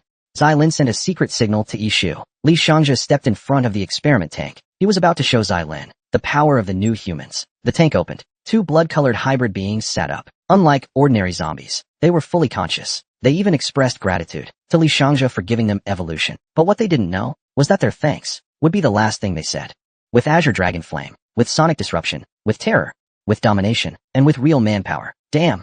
Ambushing an old man. Zai Lin really went all in this time. While Li Shangja turned his head, Zai Lin locked his arms around him. Everyone was stunned. Before they could react, Ishu's handblade had already sliced Zhu Hanja's throat. In just 2.5 seconds, 2 were dead. Zai Lin activated his pressure skill. The hybrids were immediately affected. Ishu's hand pressed on their heads. Crack. Both were done for. This trip for Zai Lin not only eliminated but also allowed Ishu to record everything as evidence. As they prepared to deal with the Paper Eagle, something unexpected happened. Li Shangja slowly stood back up. His head was regenerating. Didn't expect that, huh? Zai Lin, you betrayed me. Zai Lin was shocked. He could revive even with a smashed head? What a beast. But it didn't matter. He could just kill him again. The iron chain whirled with force. With foresight skill activated, the chain struck Li Shangja's head once more. Before Li Shangja even hit the ground, Ishu's sidekick was already in position. A kick right to the kidney. Ishu quickly followed up with another blow. Li Shangja flew backward. Zai Lin's chain struck again. A combo of chain techniques left Li Shangja beaten and bruised. Rotten flesh squirmed on his body, preparing his broken frame. I'll make your deaths agonizing. 200 manpower. Activate. Violent energy erupted uncontrollably. Li Shangja mutated and grew stronger. His first target was Ishu, the one who kicked him. A punch landed on his chest. Ishu cried out in pain. Before Zai Lin could step in, Li Shangja switched targets and swung wildly at him. The punches hit Zai Lin hard. With 200 manpower, he couldn't even fight back. Suddenly, a sound rang from behind. Several squad soldiers appeared. They came because they received an emergency alert. Li Shangja saw them as fresh meat. A sneer curled on his lips. As expected, the little Gagas were instantly slain. He swallowed a human hand. It was as if he had eaten a power bar. His muscles exploded in size. Like a demonic monk of stone, he charged into the crowd, killing indiscriminately. Xylin stared at the monitor. Cold dread filled his heart. He opened his skill menu. Only skill fusion remained unused. He tried to activate it. System notification. You may choose 2 skills to Using skill fusion lets you enhance results via selected modes. Confirm enhancement? Xyling nodded decisively. Combining life analysis and bioengineering. Synthesis skills greatly enhanced via simulation mode. Temporary special skill Mimic Body created. Mimic Body analyzing target's body, copying its strengths. Mimic Body targeting Li Shangja. 11% analysis complete. Your body has been enhanced. A wave of unbearable pain surged through your body. Having materials can speed up the analysis. Looking at the scattered flesh, Xyling was puzzled. Could this be the material? Don't tell me I have to eat it. Enduring the pain, Xyling picked up a piece. The flesh instantly dissolved and contributed to Mimic Body's analysis. Progress increased. Xyling crawled, picking up flesh scraps. Meanwhile, Li Shangja finished his meal. He licked the table clean and looked at Xyling with disdain. Haha, got any last words before you go? Xyling stood slowly, back facing him. I think that's what I should be asking you. A single punch, deadly force. Mimic state activated. One punch nearly erased the 200 strength Li Shangja. His broken body slowly regenerated, faced with Xyling's mockery. He burst into laughter. That punch, not bad. You've got some guts. But now, feel my wrath. Activating 500 strength. Li Shangja exploded forward. His power spiked. Eyes glowing like cosmetics ads. Before Xyling's shocked gaze, half his body swelled. Compared to before, he was like a chicken who never held a basketball. Asterisk boom. Half his body exploded, revealing 5-eyed, fleshy tentacles. Xyling's mimic body began to change drastically. Analysis in progress. 13% complete. Xyling wanted to scream. He barely finished analyzing last time. Now he had to start over again. Still in pain from his transformation, Li Shangja was already closing in. Laughing like a demon chicken with a basketball. In a flash, he appeared before Xyling and punched him hard. Before Xyling could react, Li Shangja appeared behind him. Fist slammed down in a hammer blow. Xyling's spine took a direct hit. Blood sprayed from his mouth. One kick flipped him over. Then came a rain of punches, until tentacles wrapped around Xyling's neck, lifting him up. Haha, I'll torture you slowly, until you die. Just then, Ishu woke up. Seeing her brother getting manhandled, she didn't hesitate. With a flying kick, she struck Li Shangja in the head. He turned his head. An evil thought rising, he threw Xyling aside, and stared at Ishu. Haha, ready little girl. Asterisk whoosh, asterisk. Li Shangja vanished. Before Ishu could react, he was already in front of her, but she didn't panic. She drew a Tai Chi pattern with her hands. Soft counters hard. Stillness defeats motion. Chinese martial arts are profound. His punch was neutralized. Li Shangja ate that punch with a dumbfounded look. Suddenly, he grinned.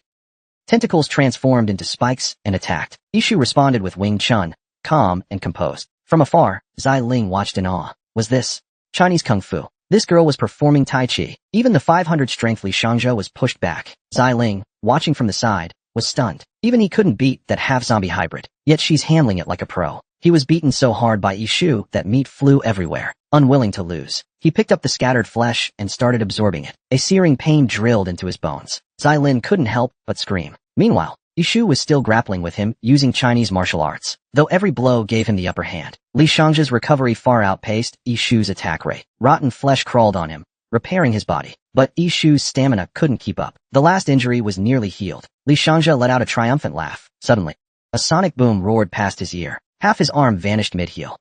Xylin's fingers closed together, and he sliced off Li Shangja's thigh with his hand. Without hesitation, Xylin absorbed the tissue. Perfect for building defense against dark magic. His body began strengthening rapidly. Savage energy surged through him. Fighting through the pain, Xylin spun around and pummeled Li Shangja before he could react. His fists fell like rain. Li Shangja could only defend passively. Suddenly, a gust came from behind. Ishu delivered a flying kick to his kidney. The pincer attack caught him off guard. Xylin gathered all his strength in his right fist and blasted him away, then charged after him in a flash. With his left hand, he grabbed him midair, and now it was Xylin holding Li Shangja aloft. No unnecessary words. He calmly said, "Perish." The next moment, power surged from his palm. A wave of suffocating force overwhelmed everything. Just 2.5 seconds, Li Shangja was dead. Like a dead dog, he was thrown to the floor. Ishu asked if he was really dead. Xylin stared hard at the body. No, the system hadn't given any confirmation, so he raised his left foot and stomped hard on Li Shangja's forehead. Blood and meat splattered everywhere. Transmitter Li Shangja is dead. The domination skill will not be revoked. Finally, he was gone for good. Li Shangja's body began glowing red. It had perfectly analyzed and mimicked his powerful physique. Analysis complete. 100%. Your body will now undergo purification. Xylin was startled. Purification? Am I turning into a zombie? The same hairy was worshipped as a holy item in Korea, but in China, it's only used for fingerprinting. After killing Li Shangja, Xylin went to the conference room, but the target had already escaped. Still, this mission wasn't fruitless. After finishing Li Shangja, Xylin's mimicry hit 100%, granting him super regeneration. Any injury would heal completely in 2.5 seconds. After all this, Xylin went to track the escapee, but found they'd already fled. The two decided to pursue. They entered the sewer. After walking a while, the tunnel collapsed, so they gave up and returned to the lab. They decided to leave the place. On the way back, Xylin noticed a suspicious wall. He knocked twice and found Li Shangja's private stash. Jackpot! Xylin happily looted it all, then generously gave Ishu some red magic stones. After leaving the base, Xylin met Jin Hengshi in a small forest. Clueless Jin Hengshi thought Xylin got promoted, then got drenched with cold reality. Xylin smiled and told him, if you want to live, submit. Spineless Jin Hengshi agreed without protest, but Xylin didn't trust his word, so he used the contract skill. Jin Hengshi became Xylin's subordinate. Must never betray. Once the agreement is broken, Kim Hyung-suk will be eliminated. To survive, Kim Hyung-suk had no choice but to sign the contract. However, he never expected that J-Rim's first task for him would be to take the fall. He handed the phone with the recorded video to the other party, indicating that he would now expose Lee Sang-chul's crimes. Kim Hyung-suk did not disappoint. He explained the cause and effect to everyone, and portrayed J-Rim as a hero. J-Rim explained to the crowd that Lee Sang-chul's era was over. Those who wanted to leave could join his camp. His base was guarded by over a dozen awakened ones, making it very safe. Meanwhile, Kwok Dubal arrived at the scene with his car brigade. J-Rim stated, if anyone wanted to join, they could follow the car brigade. The crowd cheered with excitement. After all, in these times, they didn't care who was stronger, but who could keep them alive. Whoever could do that was their leader. But J-Rim was different from them, as he confirmed that the crowd would follow him. The system sent a notification. Your influence has significantly increased. Available manpower, 320. J-Rim grinned. Only 320. This is too easy, isn't it? At the same time, on a nearby treetop, a mysterious man was observing everything happening at SHIELD headquarters. His name was Han Won-wook, the third director of the South Korean intelligence agency. He watched J-Rim's figure and muttered to himself, Lee Sang-chul has been dealt with. Things are getting more interesting. Taking down the SHIELD organization was a huge success. Besides personal rewards, J-Rim also recruited a group of generals from the Hammer Gang, leading everyone back to his camp. J-Rim was stunned by the sight before him. In less than 2.5 months away, the base had expanded more than twofold. Even the security guards at the entrance were well trained, making a striking impression. Although Yellow Hair had kept him updated via crows, seeing the base in person still left J-Rim in awe. At that moment, Choi Ro-ee rushed over. He eagerly showed off the changes to the base. Since they left, the base had added many departments. The security department was led by Park Dae-pong, who taught the Heavenly Demon technique to others. Despite being paralyzed in half his body, he was still happy to teach and train disciples. The reconnaissance department was led by Yellow Hair, with intelligence gathered by town rats and other small animals. In addition, there was a construction department, a cafeteria, and a hospital, small but fully equipped. They also built a statue of J-Rim, without his knowledge. J-Rim wanted to complain. When Han Won-wook directly stated he needed to talk, J-Rim activated his analysis skill. Han Won-wook, a level 1 human, able to see miles away. Surprisingly, a neutral awakened one with no hostility. J-Rim invited him into a room and asked what his purpose was. Han Won-wook explained, since the zombie outbreak, the leader's stupidity and incompetence led countless civilians to become zombies. Some even indulged in a false religion. He came to seek J-Rim's help. J-Rim looked puzzled. What's this false religion? Han Won-wook asked seriously. Have you heard of the immortal cult? At those words, J-Rim's heart raced. He never expected that the leaders would be colluding with this cult. In his memory, the immortal cult worshipped zombies. Humans who resisted them became food for the zombies. Utterly inhumane. He asked Han Won-wook, is the leader of the immortal cult Choi Myung-ho? Han Won-wook nodded, confirming it. He also handed his phone to J-Rim, which had a photo of Choi Myung-ho. Seeing the man's appearance, J-Rim was shocked. It was completely different from what he remembered. Could it be that something changed in the dream? Han Yuan-shu explained to him. Through their investigation, they discovered that this Choi Ming-ho possessed the ability to control zombies, and he rarely revealed his true face. The immortal cult had only been established for less than a month, but already claimed a large territory. Even his superiors chose to follow him. Most importantly, the immortal cult distributed a kind of drug to its followers that made them lose their sanity. As he spoke, he handed a bottle to Xylene. Seeing the item, Xylene was also shocked. Isn't this the excrement of Jiin?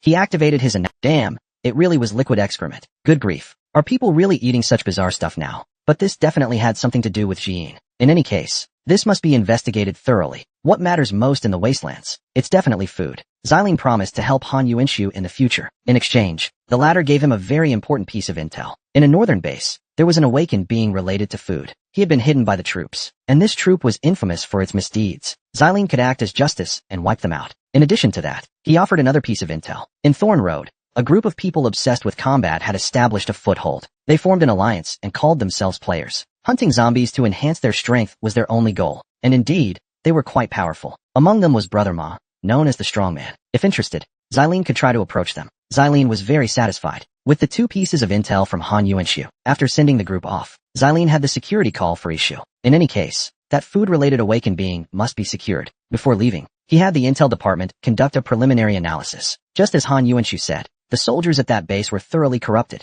Xylene mobilized 3,000 troops and 3 tanks. Looks like this will be another big harvest. Xylene went with only Ishu. In his eyes, these ordinary soldiers without awakened skills were even less durable than zombies. Hot weapons were like toy water guns to Xylene now. They quickly broke through the defenses and charged in. The unit leader thought his guns and cannons could take down Xylene. Unfortunately, they picked the wrong opponent. Bullets couldn't hurt the 2 of them. Even the tanks they prided themselves on were just a pile of scrap metal. Though the leader was captured, he remained defiant. Xylene had always believed in putting such people out of their misery. Seeing their leader killed, the rest of the thugs gave up resistance. They all surrendered. Xylene gathered them to ask about the whereabouts of the awakened. They stammered and reported to Xylene. It turned out that a few months ago their unit ran out of food. By chance, they found an old farmer who could grow vegetables and begged for his help. But after he arrived, the leader hoarded most of the food and didn't share with the others. The old farmer tried to leave after learning the truth, but was ordered to be imprisoned by the leader. Xylene asked for the location of the prison and went to find the old man. Arriving at the location, Xylene's eyes lit up. There were all kinds of fruits and vegetables, and they were even larger than usual. Seeing Xylene, the old farmer looked curious. Xylene activated his analysis skill. Lin Jingxiong, F. Farmer. Xylene approached with a smile. Old man, I heard you've suffered a lot here. I'm here to rescue you. The leader here has been killed by me. As he spoke, 2 of the thugs stepped out to confirm. Hearing this, Lin Jingxiong excitedly dropped a watermelon as big as a basketball. Thank you so much. You've avenged me. Xylene's actions won the old man's favor. He stated his intentions to the old man. However, the memory of being deceived last time was still fresh for Lin Jingxiong. He didn't want to be used again. Xylene said he understood. He told the other party he could visit his camp first. If he didn't like it, he could leave anytime. This is no different from saying, I'll just rub, not go in. Looks like J-Rim's base is about to gain an agriculture department, fusing tanks and motorcycles to create Earth-grade combat Autobots. J-Rim's mind was completely blown. After taking down the military base's leader, J-Rim not only captured nearly 3,000 soldiers, but also acquired a large number of tanks. He summoned Kwok Dubal to modify the tanks, while the soldiers were integrated into the security team. After finishing all this, everyone returned to the camp. Seeing the thriving community, Lim Yung-woong, as expected, decided to stay. Thus, the agriculture department was officially established. Lim Yung-woong's ability was highly suited for the apocalypse. He could make plants grow rapidly, and they were larger than average. This ability, comparable to Hextech, would make even the hardest-working donkey cry and leave. The camp was developing better and better. J-Rim named it the Human Alliance. After all this, J-Rim decided it was time to strengthen himself. Although he still had plenty of grindstones, he needed to use them sparingly. He started enhancing skills with the Model Expert demonstration. He learned theoretical knowledge from Elder Yong-chan,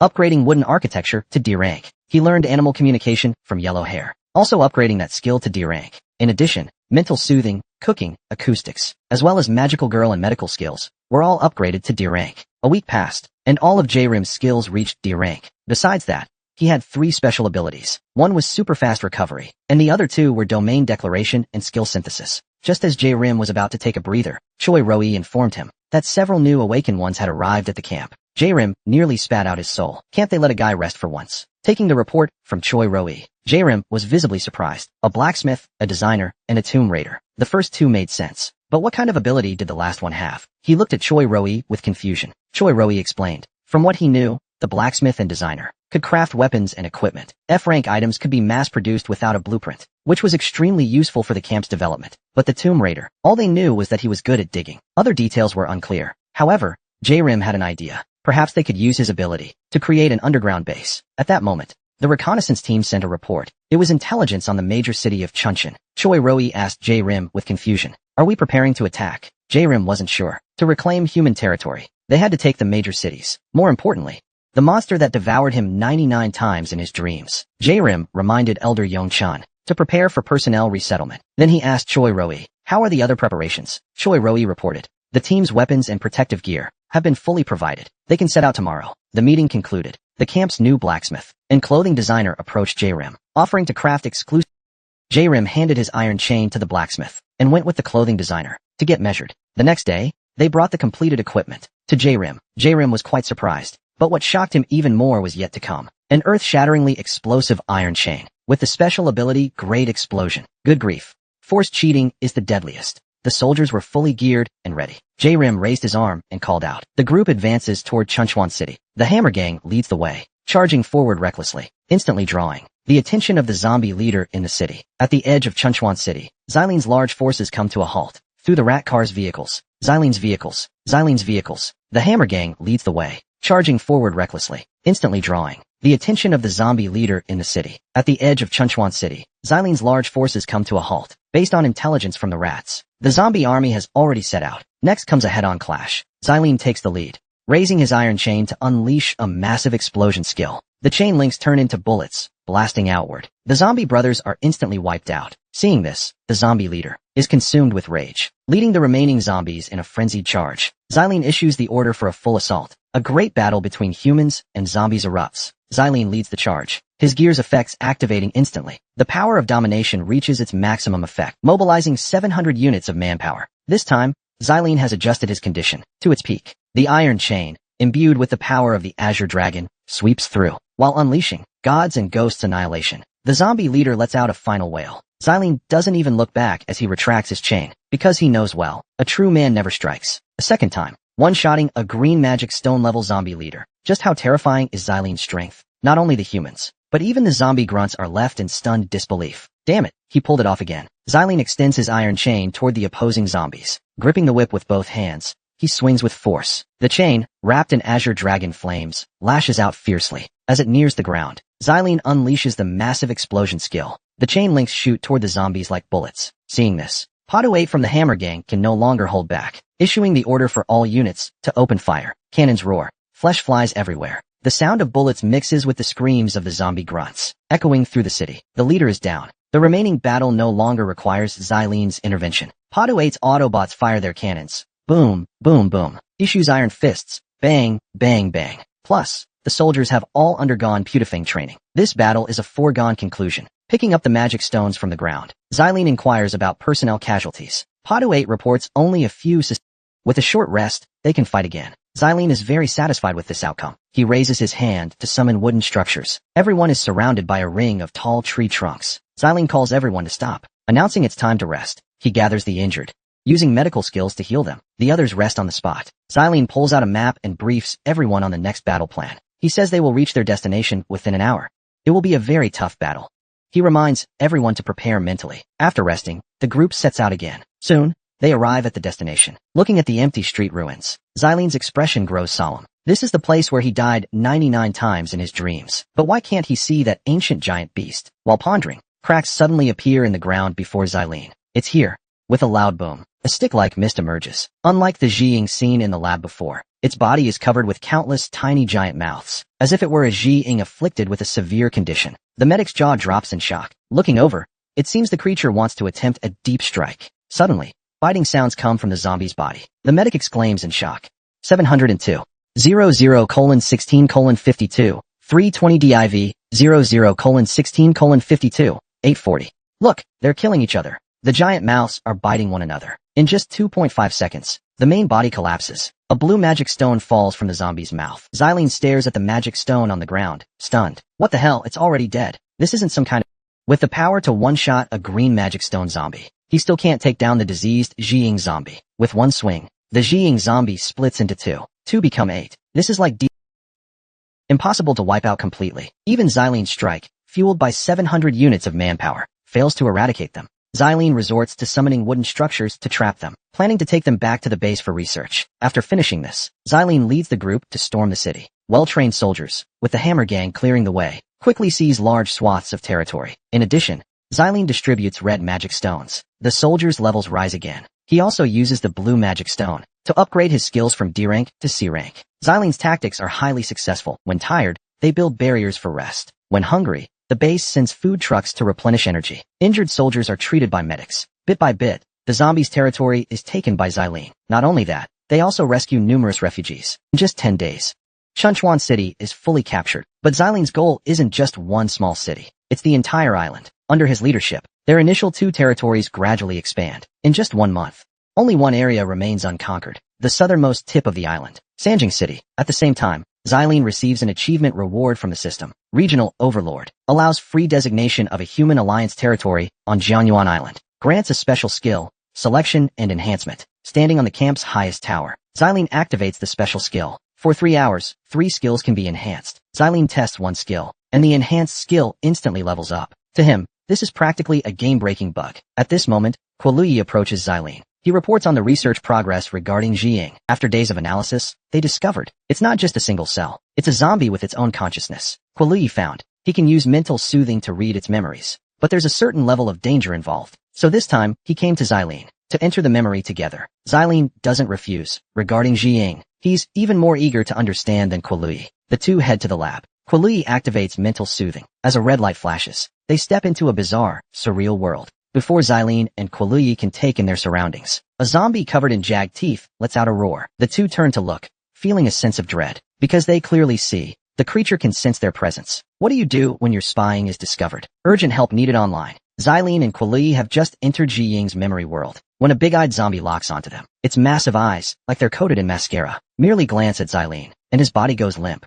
Kuo-lui senses danger. He immediately tries to take Xylene and leave, but as mental soothing activates, a system warning echoes in their minds, attempting to escape the memory. Escape is being obstructed. It will take some time. The surrounding world cracks like glass. Both of them are startled. This is the creature's memory world. How can it detect them? A chilling sensation surges through their bodies. Kuo-lui hears the zombie's threatening, eerie words. Did you think I'd let you go so easily? The zombie's body begins to mutate. A piercing glare spread across its body. Its seductive mouth let out a blood-crying laugh. Escape progress, 30%. At this moment, all he could do was pray the escape would speed up. Asterisk crack. Asterisk. The world around them shattered like glass. The two seemed to fall from a great height, and were thrown back into the real world. Drenched in sweat, they glanced at each other in shock. After a moment, they calmed down. What had just happened was beyond comprehension. That thing could actually sense their presence in memories. Kuo-lui couldn't help but feel curious. How could something like that neither physical force nor mental attack could kill, arrive on Earth? And it was just a single cell. How terrifying would a full form be? Xylene hadn't seen it in his dreams either. But one thing was clear. They had to grow stronger now. Otherwise, they'd be helpless in future disasters. Xylene told Kuo-lui about the rewards for capturing Jianyuan Island. She decided to begin with establishing a unified human domain. To maximize profit, she wanted to build an underground city. After all, they had a tomb raider skilled at digging. This would minimize territorial spread. As for structural strength, she planned to reinforce with grindstones. No need to worry about collapse at all. Xylene's imaginative plans left Kuo-lui amazed. Even if it worked, just the amount of grindstone needed would be astronomical. In response, Xylene smiled and said she had a solution. She would become a doomsday merchant. She explained to Kuo-lui, the neighboring Thornpath region had tons of zombie hunters. They could sell them food and equipment with bonus effects. That way, without lifting a finger, grindstones would pour into their pockets. One person casts the spell, and the whole village benefits. Boosting a city's GDP isn't a solo task.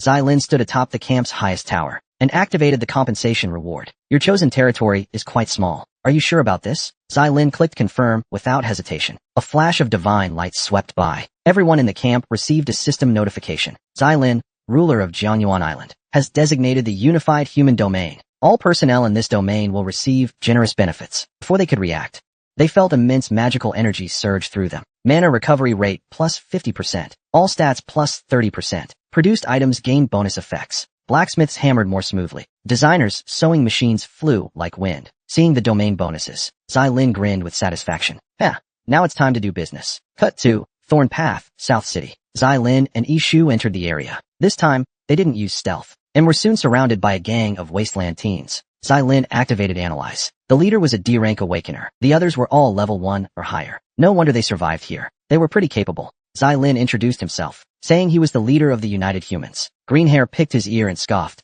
Never heard of it. The punks behind him joined in with mocking jeers, facing their arrogance. Xylene didn't argue. He came to do business. He asked to meet strongman Brother Ma. Greenhair laughed and mocked him again. Our boss doesn't meet nobodies. Seeing the guy was full of nonsense, Xylene laid out his wares. These are the items I'm here to sell. Take a look. Xylene politely introduced them to a bunch living like cavemen. They'd never seen Hextech before. Greenhair tried first. A coat with double special effects. A sandwich that boosts stats. This stuff was damn futuristic and awesome. This is some damn pure tech and savage craftsmanship. Xylene smiled and said, He should be qualified to meet their leader now, right? Seeing the two of them, Green Hair revealed a greedy grin. Damn, this guy's like a walking treasure chest. Green Hair said. He had a new proposal. Leave the goods and the woman behind. And Xylene should get lost. Xylene glanced over, and Ishu sighed. Sigh, you guys really know how to pick a target, huh? Never underestimate a woman who survives the apocalypse. She's either good in bed, or good out of it. That clueless Green Hair even dared flirt with Ishu. Bang bang, 2 hits. And Green Hair obediently went to report to his boss. Brother Ma, wearing only green long johns, was pumping iron in the gym. Seeing his bruised and swollen underling report, he thought something happened at camp. That's when Xylene stepped out from behind Green Hair. Hello, I'm Xylene from the Human Alliance. I've got a deal to make with you. While greeting Brother Ma and his whole family, Xylene activated his analysis skill. C-class human fitness athlete. This was the highest level human Xylene had seen since starting out. Looks like that strong man just standing in front of Xylene. Brother Ma exuded a powerful oppressive aura. But what shocked Green Hair even more was, Xylene's aura wasn't weaker than his boss's at all. The two simply faced off with auras, and Brother Ma already gauged Xylene's strength. He was very reasonable too. After hearing what happened, he apologized to Xylene on behalf of Green Hair, then asked Xylene what he wanted. Xylene said he came to sell things. Brother Ma invited him to the lounge. Xylene laid the goods out on the table. Brother Ma curiously picked up a paper-wrapped rice roll. Eating it boosts ability stats by 15% for 3 hours. Is this Hex Deck? In response to Brother Ma's question, Xylene didn't hide anything. He told him it was made by the chefs in their camp. Hearing that the chefs were awakened beings, Brother Ma became very intrigued. Turns out in Brother Ma's camp, they valued combat skills, and had never recruited any life skill type awakened. He said he was quite interested in what Xylene brought. Told him to name a price. 3 red grindstones for 1 food item. Weapons and gear were even more expensive. Hearing Xylene's prices, Brother Ma had a headache. This was way off from what he expected. It really was pricey. Ever since the domain was unlocked, these items could be mass-produced without using grindstones. But of course, Xylene wouldn't reveal the actual cost. And besides, his goal this time wasn't just to earn grindstones. He explained to Brother Ma. Yes, the items were expensive, but they could have amazing effects. Brother Ma hesitated. Xylene made a lot of sense. At a critical moment, even and with weapons and gear, their zombie killing efficiency would skyrocket. Seeing the other party was interested, Xylene decided to cut to the chase. He changed tone and told him he could offer them promotional pricing. 2 food items for 1 red grindstone. Weapons and gear at 70% off. Brother Ma knew nothing comes free. He asked what the condition was. Xylene said it was very simple. The 2 camps would form an alliance and sign an official contract. That surprised Brother Ma. With Xylene's strength, he didn't need an alliance with them. Xylene calmly said, "Do you know about the immortal cult?" Hearing that, Brother Ma finally understood. Han Yuanshu had approached him earlier. Xylene explained to Brother Ma. The immortal cult wasn't just a fake religion. They had a powerful force behind them. Xylene then shared all the information he had on the immortal cult, hoping both sides could join forces and rise together. After listening, Brother Ma chuckled. Do you know the rules of our player alliance? Only the strong survive the hunt. Brother Ma raised his fist, as big as a stew pot. If you want an alliance, then convince me with action, not just words. Let's have a good, satisfying fight. On one side was Brother Ma, whose punches could deal crits with ease. On the other, Xylene wielding iron chains like a tiger unleashed. The duel between 2 top fighters drew a crowd of thugs. In the player alliance, strength is king. To win them over as allies. Xylene knew this fight wasn't just about winning. Against a C-class like Brother Ma, Xylene didn't get careless. He immediately activated his focus and selection skill, temporarily upgrading his 3 main skills to C-class. He combined Devil God Bow with Dominion, and temporarily generated Tyrant's Body. He entered the match fully buffed. A terrifying aura burst out from Xylene's body, sweeping across the field. The underlings were stunned. Damn, did he take some kind of pill? Even Green Hair's jaw dropped. That pressure was stronger than when Brother Ma pinned him last night. With all buffs applied, Xylene smiled at Brother Ma. Brother Ma responded with a smile too. Xylene was indeed strong, and that only fired him up more. He unleashed his full fighting spirit. Brother Ma activated the giant form skill. With a thunderous boom, he grew bigger and tougher. Even his 2B was bigger than Xylene's demon bunny. Seeing their boss enter strongman mode, the underlings knew this was for real. Brother Ma pushed off the ground, shooting into the air like a cannonball. But then, his expression changed. Xylene didn't dodge? Was he spacing out? Brother Ma thought he was being underestimated. He cranked his power to max, channeling it all into his fists. He planned to end it in 1 hit. His punch force became tangible. With a thunderous boom, Brother Ma came crashing down. The violent energy tore through the arena. The onlookers gasped in shock. Under that blow, the arena was nearly reduced to rubble. But Xylene was completely unscathed, and blocked the punch with 1 hand. Brother Ma was stunned. Xylene smiled. Sorry, I'm cheating a little. Brother Ma wasn't done yet. Veins bulged on his body. His power surged again. With a loud clang, Brother Ma unleashed everything. But his eyes widened even more. He couldn't sense any presence from his opponent. He turned in disbelief, only to see Xylene had flashed behind him, his glowing blue fist ready, fully charged and primed. With a boom, his punch landed clean. Brother Ma was sent flying. The spectators stood with their mouths agape, spitting up some old phlegm. Brother Ma grinned. The stronger Xylene was, the more excited he felt. Perhaps this is what mutual respect between the strong feels like. The two regained their stances and charged each other again. This punch, they put everything they had into it. Xylene came out on top again. Brother Ma was convinced by Xylene's power. The two reached a mutual defense alliance. Xylene politely returned the gesture and used healing skills on him. Meanwhile, Xylene's first wheat booth opened on Brother Ma's turf, just like they agreed. All prices were dirt cheap. Jin Hengshi became the booth manager. On its first day, the booth was welcomed by many thugs. 2 food items for just 1 red magic stone. Level 1 gear for only 1 orange magic stone. F-class items for just 1 red stone. These irresistible prices were basically giveaways for them. In just 1 week, the booth sold 1,500 red magic stones worth, and 250 orange stones, and demand was still outpacing supply. Xylene had Troy allocate 10% of the profit as bonuses to the production workers. The rest would be used in future city constructions. They discussed urban planning.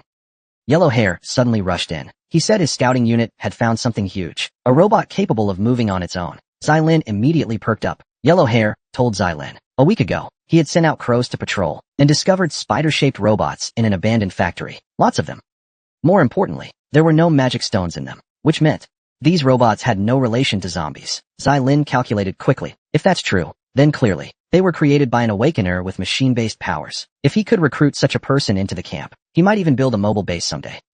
With that thought, Xylene couldn't sit still anymore. He hopped on his motorcycle and took off. He arrived at the abandoned factory. Xylene and Ishu scouted from the edge. Just as the intel said, the ground was covered in spider bots. Xylene used Analyze. F-rank constructed item. Skill-infused robot. Seemed to possess weak artificial intelligence. This trip was worth it. Whoever created them must be recruited. Having the ability to make mechs in the apocalypse, Xylene couldn't resist the idea after seeing the bots. He decided to meet the creator. At the warehouse door, the spider bots surrounded them. Red laser sights locked on them. Cold gun barrels pressed to their backs. Xylene smiled and raised his hands. Lax. I just want to talk to your master. The spider bots replied mechanically, calling higher unit. Unauthorized intrusion detected. All actions interpreted as hostile. Immediate termination authorized. Next second, a flash streaked through the sky. Asterisk boom.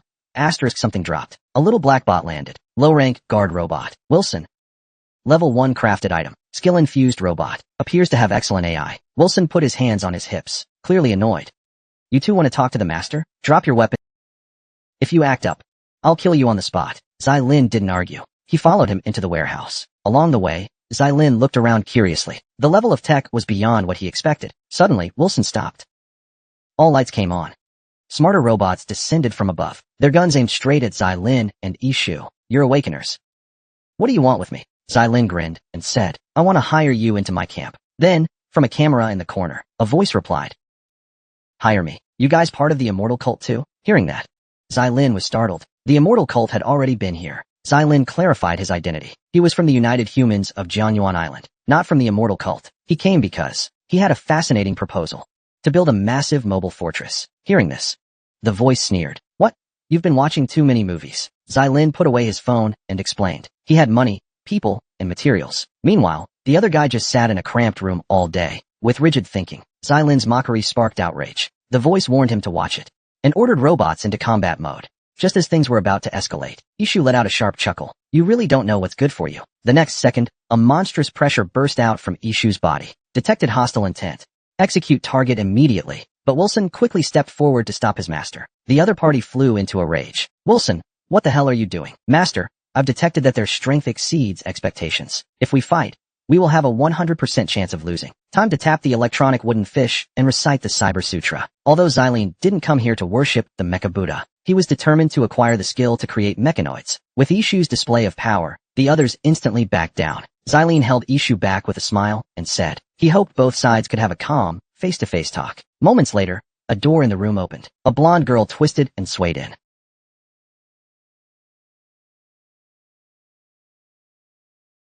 After being in a sealed environment for so long, it's understandable to feel uneasy upon first seeing a human. Xylene activates his analysis skill.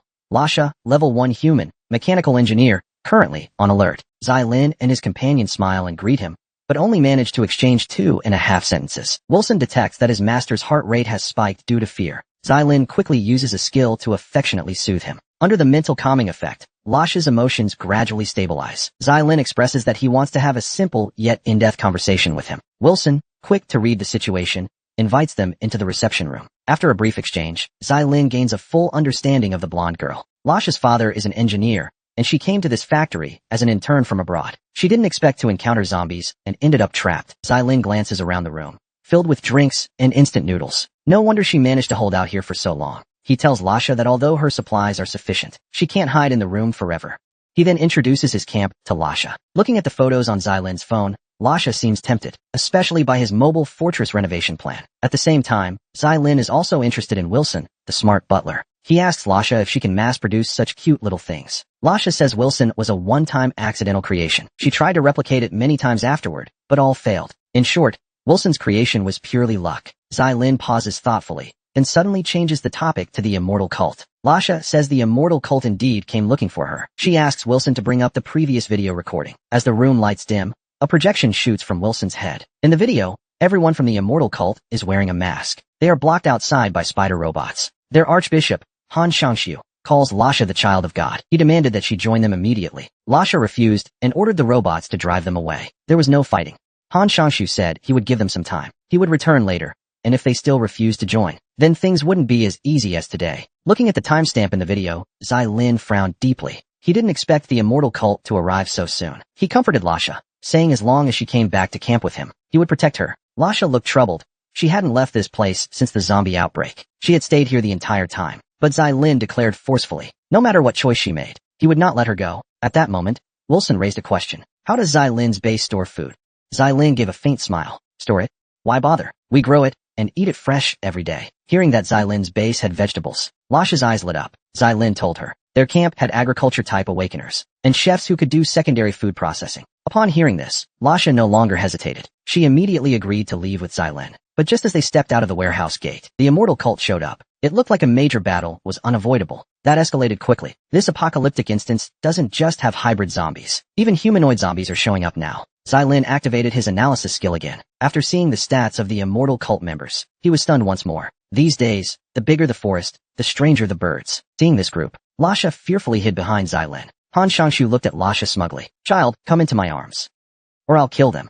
Xylin stared at him with a blank expression. He thought to himself, what an absolute dumbass. Han Shangshu raised his cane and shouted, attack. The little Gagas charged like a tidal wave. Xylin stood still, not moving an inch. Meanwhile, Uncle E had already grounded his stance. These aren't humans. Let's fully unleash our hormones. Upon hearing Xylin's words, Uncle E no longer felt any guilt in his heart. Right then and there, he invited the horse and activated his full stance. With a whooshing sound, Uncle E lunged forward with his stomach thrust out. Even though the pitch-black hole wasn't visible, the deep indentation it left behind left the lead little Gaga stunned on the spot. Where are you looking? Uncle Ye's whip-like spiritual leg kicked the little Gaga square in the face, snapping his neck instantly. The zombie-like face beneath the mask was revealed. Uncle E was startled. Even though he was mentally prepared, he didn't expect the guy to be this ugly. The little Gaga swung his weapon in rage. Uncle E dodged effortlessly. Looks like just going for the head isn't enough. He'll need to dismantle its limbs. Uncle E shaped his hand into a blade. He charged into the crowd at lightning speed. Severed limbs flew everywhere. Screams filled the air. Those thugs who hadn't rushed forward yet froze in place, too afraid to move. At the same time, Wilson also entered combat mode. Several mechanical arms extended from his back, and he began a mass execution. The mechanical arms combined with his Gatling gun. The thugs were torn apart, blood and flesh flying. In just 2.5 seconds, most of the thugs were already down. Han Shangshu roared in rage. He raised both hands and began chanting, Great undying God, I offer you this sacrifice. Grant your servant your strength. Hearing his words, Xylin activated his analysis skill. It turned out to be a sacrificial ritual, and the strange script was the same as what he saw in the guidance area. Could these people be Ikoan followers? As the incantation ended, black smoke began rising from the bodies of the thugs. Some of them hadn't even fully turned into zombies yet. They cried out in agony, pleading for someone to save them. Xylin tried to heal one of them, but his skills had no effect at all on the dying humans. The black smoke turned white and gathered into Han Shangshu's hand. He opened his mouth and swallowed it whole. His body transformed rapidly, ready to face my wrath. Waist became slim. Why do zombies always want to evolve? Han Shangshu consumed a clump of flesh, and his back gave out. One foreskin split into 6 plates. 2 wings sprouted. 3 pairs of little eyes emerged on his forehead, and his mouth full of fangs looked like a sea urchin. Ishu glanced at him disinterestedly. Lame. Doesn't even blow bubbles. Han Shangshu's green glowing eyes were shining brightly. showing his rage. He charged at Ishu like pulling out green onions. Unfortunately, too many eyes caused blurred vision. His punch missed. Ishu countered with a punch of her own, seeing bare fists weren't working. Han Shangshu drew his own spine from his waist. No guns? No cannons?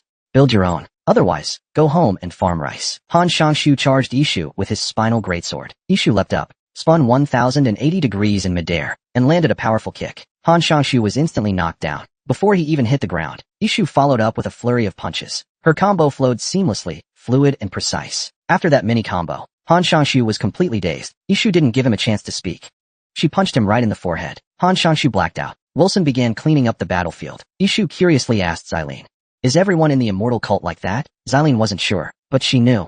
This information needed to be passed to Brother Ma right away. Back at camp, Lasha finally got her long-awaited veggie salad, and a big bed too. This made both her and Wilson even more committed to serving Xylene well. Tonight, they would start practicing the 72 princess moves, beginning with old tree twisting roots. Meanwhile, Xylene met with Brother Ma again. Her previous green long johns had now been turned into a tank top. Xylene told him everything she had seen. Brother Ma, however, looked excited. He anxiously asked Xylene when to take action. Xylene said once they advanced near the area, they'd launch a joint attack from both sides. Brother Ma gladly agreed. At the same time, at the immortal cult's main base, the cult leader was respectfully kneeling before Paper Hawk. Suddenly, the Paper Hawk began violently shaking. The cult leader immediately ordered his men to summon the archbishops. Once everyone had gathered, the cult leader said quietly, "The gods have spoken. An evil being is interfering with our plans. What is the current scale of the immortal army?" Reporting to the leader, "We have trained 10,000 troops, and we are still strengthening our forces." The leader slowly rises. "In that case,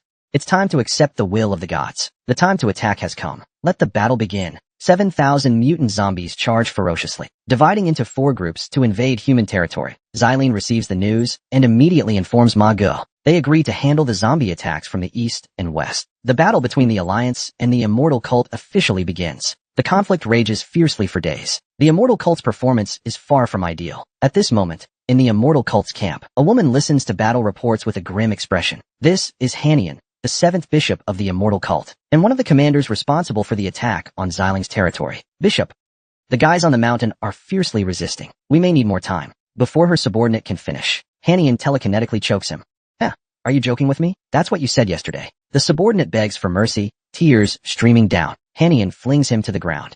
"Can't even handle a bunch of insects. I'll deal with this myself." On the battlefield, gunfire rages and cannons roar. Hanian, visibly impatient, raises her palm. A black tornado appears out of nowhere. The tornado sweeps toward the battlefield. The human alliance, caught off guard, is swept into the sky. In an instant, the tide of battle turns. Some unaffected soldiers frantically fire at Hanian, but she merely raises a finger, deflecting the bullets back. Not only that, her black energy can manipulate enemies, forcing teammates to turn on each other. In moments, the human alliance suffers heavy losses. Hanian hums a tune, strolling through the battlefield. To her, the human alliance is nothing but trash. Suddenly, a massive cannon blast erupts behind her. Several zombie grunts nearby are instantly obliterated. She glances over and sees a line of tanks and artillery. A group of heavily armed soldiers charges forward. The immortal cult's grunts are no match. Seeing this, Hanian grows visibly annoyed. Damn it.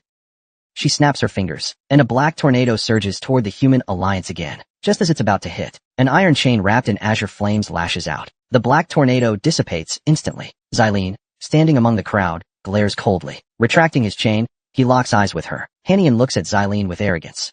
Interesting. A psychic mutant, a human awakened, and looking down on others with such disdain. Her zombie identity seems to give her endless superiority. Against a woman like this, Xylene never shows mercy. The chains on his arms burn with azure flames. Xylene braces himself, ready to strike. Seeing this, Hanian lets out a mocking laugh. "You look ridiculous like that. How about we play a game of tearing off an insect's legs?" With that, Hanian unleashes her telekinesis. Black tendrils of smoke wrap around Xylene's limbs. I'll rip off all your limbs at once. Won't that be fun?" Xylene remains cold and unfazed. "You talk too much. Have you finished your last words?" Activating domination. Using 400 units of manpower, a wave of pressure surges from Xylene's feet. Hanian's telekinesis is instantly dispelled. She stares at Xylene, stunned. But Xylene is already charging up for his next move. With a move called Earthshaker, Xylene charges forward. Hanian grits her teeth and raises her hands, trying to stop him. But in an instant, she freezes. Her usually unstoppable telekinesis couldn't last 2.5 seconds against him. He let out a scream.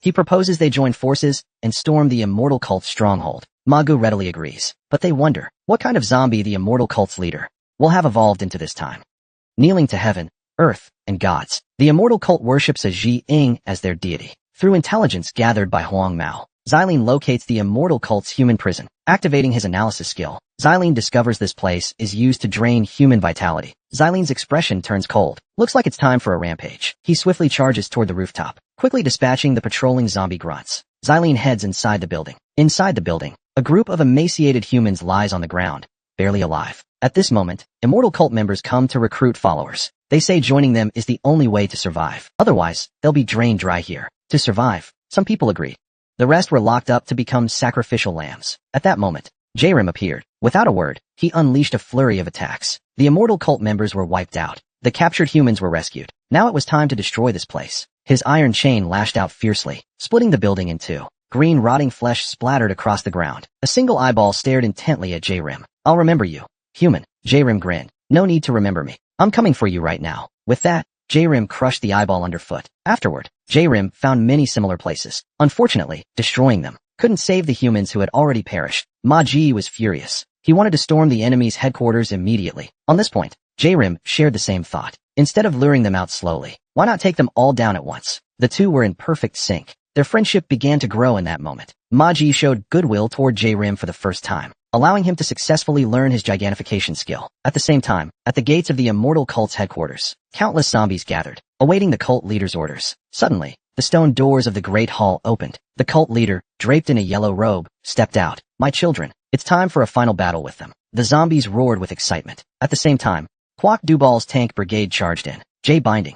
J-Rim led the charge, activating his analysis skill. Choi Myung-ho, heart-shaped mutant, servant of a false god. Good grief. Even the cult leader has started zombifying. Seeing J-Rim's forces, Choi Myung-ho let out a loud shout. Great God, I willingly offer myself to you. Grant me a complete body. The immortal cult's followers became frenzied at that moment. A black tornado appeared in the sky. J-Rim watched the scene coldly, observing everything unfolding before him. The black tornado dissipated, and Choi Myung-ho fully evolved into a zombie. Foolish humans, are you ready to become my nourishment? As a loyal follower of the guiding eagle, Choi Myung-ho evolved 6 arms. In a way, he had to thank J-Rim. This evolution ritual originally required 6 months of preparation, but their arrival allowed the guiding eagle god, Bog, to transform him into a zombie. As a reward, he would give J-Rim a chance to join him on the path to immortality. A beam swept toward the corpses behind him. You're quite the sweet talker. Don't forget those corpses back there are all thanks to you. Indeed, this evolution success relied on the small fry's sacrifice. Choi Myung-ho let out a low growl. The immortal cult never abandons its followers. As he spoke, the corpses on the ground suddenly emitted white smoke.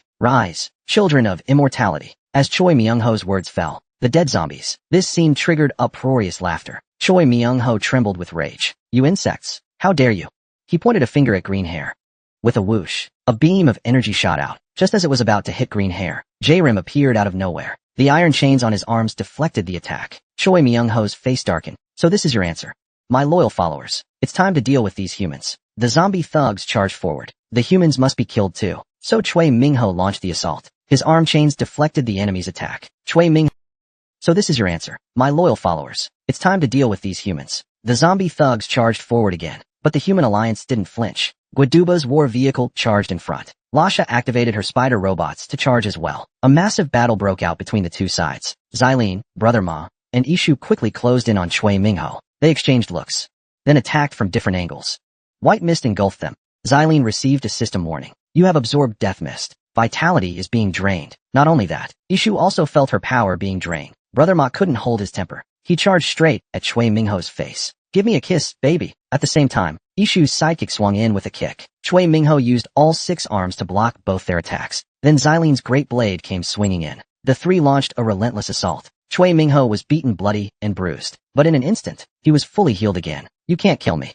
This is the power of the undying. Brother Ma was pissed. He threw another punch and charged. But this time, Choi Ming-ho used just 1 arm to nearly crush Brother Ma's face. Heh, stupid humans. The more I regenerate, the stronger I become, and you'll keep suffering in this death mist. Time to end this.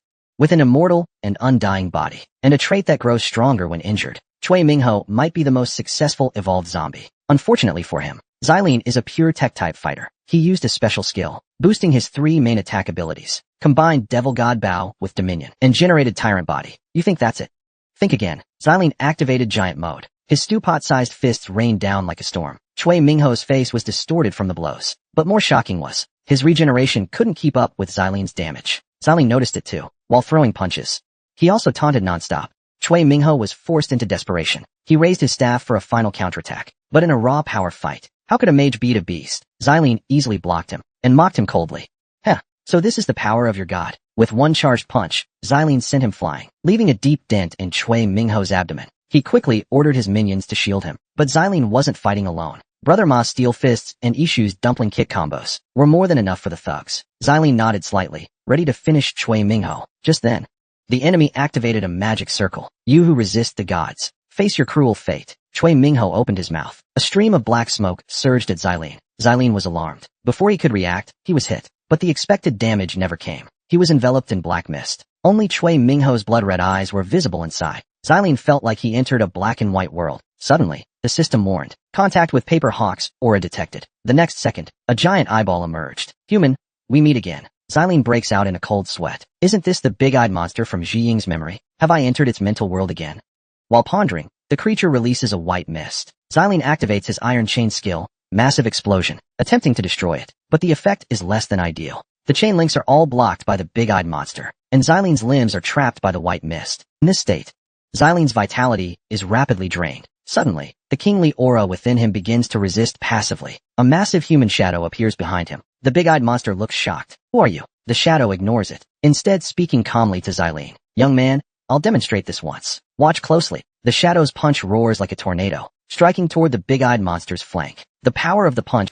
Xylene receives a system prompt. You have witnessed the perfect heavenly demon skill. Your comprehension has reached its limit. Forcing a cheat is the deadliest move. The kingly aura shadow's punch obliterates the big-eyed zombie monster and allows Xylene to perfectly grasp the essence of the heavenly demon skill. Returning from the memory world, Chui Mingho looks on in disbelief. That was the domain of a god. How did he escape? He grabs green hair, threatening Xylene not to act rashly. But as soon as he speaks, he feels a chilling sensation across his wrist. Xylene, moving like lightning, rescues green hair and severs one of Chui Mingho's hands in the process. Azure Dragon flames burn fiercely on his severed hand. Even more shocking, he can no longer regenerate. That's right, after defeating the god behind him, Chui Mingho loses all the abilities it granted him. Xylene channels his power into his right fist. The punch shown by the kingly aura shadow is deeply etched into his muscle memory. His fist, like a tornado, surges toward Chui Mingho. Its devastating force tears through half his body. At the same time, the zombie grunts under his command begin to emit thick black smoke. The scene is filled with wails. Chui Mingho collapses. Purple lightning streaks across the sky. He raises a trembling arm, shouting weakly, God, your servant is here. Come save me. But what answers him is a bolt of lightning. Purple lightning illuminates the entire land. Xylene's system issues a warning. The entity has descended upon its sacrificial ground. Xylene's heart races. What the hell, this is insane. That big-eyed zombie monster has come in person. Chui Mingho lets out a broken laugh. Black mist descends from the sky, absorbing his broken body upward. Xylene's expression. It seems the god of the immortal cult is about to appear. Though not a true god in the literal sense, it's definitely not something easily dealt with. Xylene stares intently at the sky. Suddenly, his system sends a prompt. Entity descending. Based on the current time frame, it is deemed an entity unable to act freely. Activating modification permissions. Xylene is stunned. What the hell does this mean? But the entity lets out a furious roar. This damned system. Lightning transforms into chains, binding Chui Mingho's body, restricting its power to match the current level. Before Xylene can make sense of these prompts, Chui Mingho's body reverts to human form. Xylene walks coldly toward him. Before killing him, Xylene wants to understand the meaning of those prompts. Activating analysis skill. As expected, Chui Mingho's mind has been taken over by the entity. Before Xylene can speak, the entity stands up first. I see your potential. If we join forces, we could change many things. Xylene lets out a mocking laugh. At a time like this, you're still trying to bluff? Damn, you really are something else. So, do you think I'm a demon? What? You think you're an angel instead? As soon as Ishu finished speaking, a pair of massive white wings sprouted from Chui Mingho's back. I may not be an angel, but I can offer you angelic advice. Don't you want revenge against the one who caused all of this? I'm actually a victim, just like you. A homeless undead whose homeland was reduced to ashes. Beyond Earth, there's a planet where humans were blessed with mana and built a glorious civilization upon it. The false god now possessing Chui Mingho was that world's guardian deity, Istalos. Hearing this, Xylene was surprised. Why would a planet's guardian god be tied to zombies? Istalos told Xylene. Their planet was destroyed overnight. A great fire consumed everything. The survivors became zombies. Even as a guardian god, He was powerless. The invader was a monster with legs on its head, and it was only a commander. Zombies were just tools for their conquest. Not just on his world, but many planets across the universe were suffering the same fate. The enemy didn't kill Istalos. They turned him into a zombie soldier. To get revenge, he needed more power. This planet needed to be destroyed quickly. He hoped Xylene would join him. Even if Earth were to fall, he promised to keep everyone alive. Xylene chuckled. So in the end, this guy just wants to devour Earth to get stronger. He's not the god of lies. He's the god of scams. Xylene rejected him without hesitation. Seeing his temptation fail, Istalos's expression twisted with rage. With a ground-shaking boom, Istalos's true form descended. His whole body radiated murderous aura. His huge eyes looked like they were caked in eyeliner. Foolish humans, you chose the wrong side. Xylene sneered. Heh, like hell I'd join you. What can you even do to me? Just as Xylene said that, his teammate stepped up beside him. Guaduba's auto squad fired the first shot. Istalos was furious. His giant, fanged mouth roared viciously. He stomped on the ground. A massive bottomless chasm split open. Everyone was shocked. Xylene's squad managed to dodge with code shifts, but the other soldiers weren't so lucky. Some tanks and troops failed to escape, and fell straight into the abyss. Lasha quickly ordered Wilson to save them. Wilson sent spider bots crawling into the pit. Their silk line shot out to catch falling soldiers, saving them midair. But sadly, all the tanks. Xylene was furious. He dashed at Istalos with full rage, but with a mere wave of his hand, purple lightning rained from the sky. Xylene was repelled. Many soldiers were affected. Even Guaduba's tank unit was instantly disabled. In that moment, the Human Alliance suffered heavy losses. Xylene looked up at the giant, magical array in the sky and frowned. Istalos's power was beyond what he had expected. Unless he used the king's overlord fist from memory, he couldn't even break through the magical barrier. Xylene cleared his mind and synced with his demon horse. His body shot forward like a cannonball. All his strength gathered into one fist. With a single blow, he shattered everything in his path. Even Istalos was shaken by the punch. How could he summon that man's aura? Had he already mastered that power so soon? For the first time, fear appeared in Istalos's eyes. Xylene's fist was now right in front of him. He summoned Death Aura to block the strike. But J-Rim moved like a sprinting cat, smashing through the barrier. He swung his fists and charged in. Filthy monster, take this punch. J-Rim's fist landed on its body. Istaros's eyes instantly filled with blood. At the same time, human soldiers launched their own attacks. Istaros was thrown into complete disarray. J-Rim's fist, brimming with domineering aura, struck fiercely. Istaros raised both arms to block, but the sound of shattering bones echoed from his arms. How is this possible? Istaros's entire body was pummeled. He stared at J-Rim in disbelief. I never expected to lose. You're impressive, young man, but we'll meet again. J-Rim grinned. Next time we meet might just be your Memorial Day. With that, J-Rim's fist obliterated Istaros's last eyeball. Remarkable achievement. Hunted Istaros's spirit form. Reward, special skill, plunder generated. When defeating a skill user, you can steal one of their skills. Looking at the system's reward, J-Rim smiled faintly. The heavens are truly on my side. The immortal cult was eradicated, but J-Rim didn't have a moment to rest. He recalled that Han Won-wook from saying Jeju Island had been taken over by the immortal cult. Many high-ranking officials, including the president, were connected to the cult. Now that Istaros had fallen, Jeju would surely be affected. He needed to head there as soon as possible. But at that moment, Green Hair came to report. A deputy minister from the intelligence agency, along with a general, wanted to meet him. J-Rim was puzzled. The deputy minister was surely Han Won-wook, but he had no idea who the general was. After meeting the two, Han Won-wook introduced the general to J-Rim. His name was Kim Rak-soo, commander of the Marine Brigade. Using his analysis skill, J-Rim discovered that he was an Earth-grade human awakened one. After mutual introductions, Han Won-wook explained the purpose of their visit. He told J-Rim that Jeju Island was now leaderless. While they were attacking the immortal cult, significant changes occurred there. Everyone who had taken the immortal cult's elixir simultaneously emitted black smoke from their heads. It was at that moment that Han Won-wook and Kim Rak-soo eliminated everyone connected to the immortal cult. Though the crisis was resolved, the situation remained dire. The cabinet had been manipulated. Leaving Jeju Island in chaos, they came to J-Rim to relocate the unaffected civilians to the Human Alliance. J-Rim thought briefly and agreed.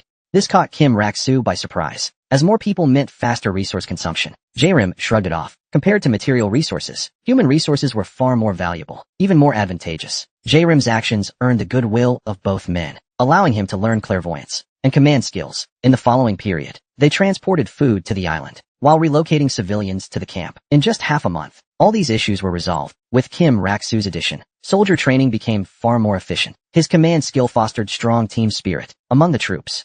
Even Uncle E, who had run a martial arts dojo, greatly admired him. Han Won-wook was assigned to the reconnaissance department, where his clairvoyance skill allowed him to see far beyond 1,000 miles. Even sound can be monitored. It's basically a full-on artificial satellite. You could say the camp now is growing stronger by the day, And next, only the mobile fortress project remains unfinished. Hearing Xylin talk about this plan, Uncle Lee thought he was crazy. There are over 10,000 people in the camp now. If anything goes wrong with the fortress, it could lead to irreversible damage. Xylin said such errors only happen when humans are in control. To avoid this kind of situation, the operation of the mobile fortress would be fully handled by artificial intelligence. Next, it would all depend on Lasha's abilities. In this apocalypse, managing one's city with AI, how many could pull it off? Lasha didn't disappoint. She successfully developed an AI that could control the mobile fortress. She summoned Xylin to test it out. As Wilson's form began to shift, a system panel appeared in front of Xylin. Special function city management has been unlocked. Please try managing all things within the city, including those you imagine.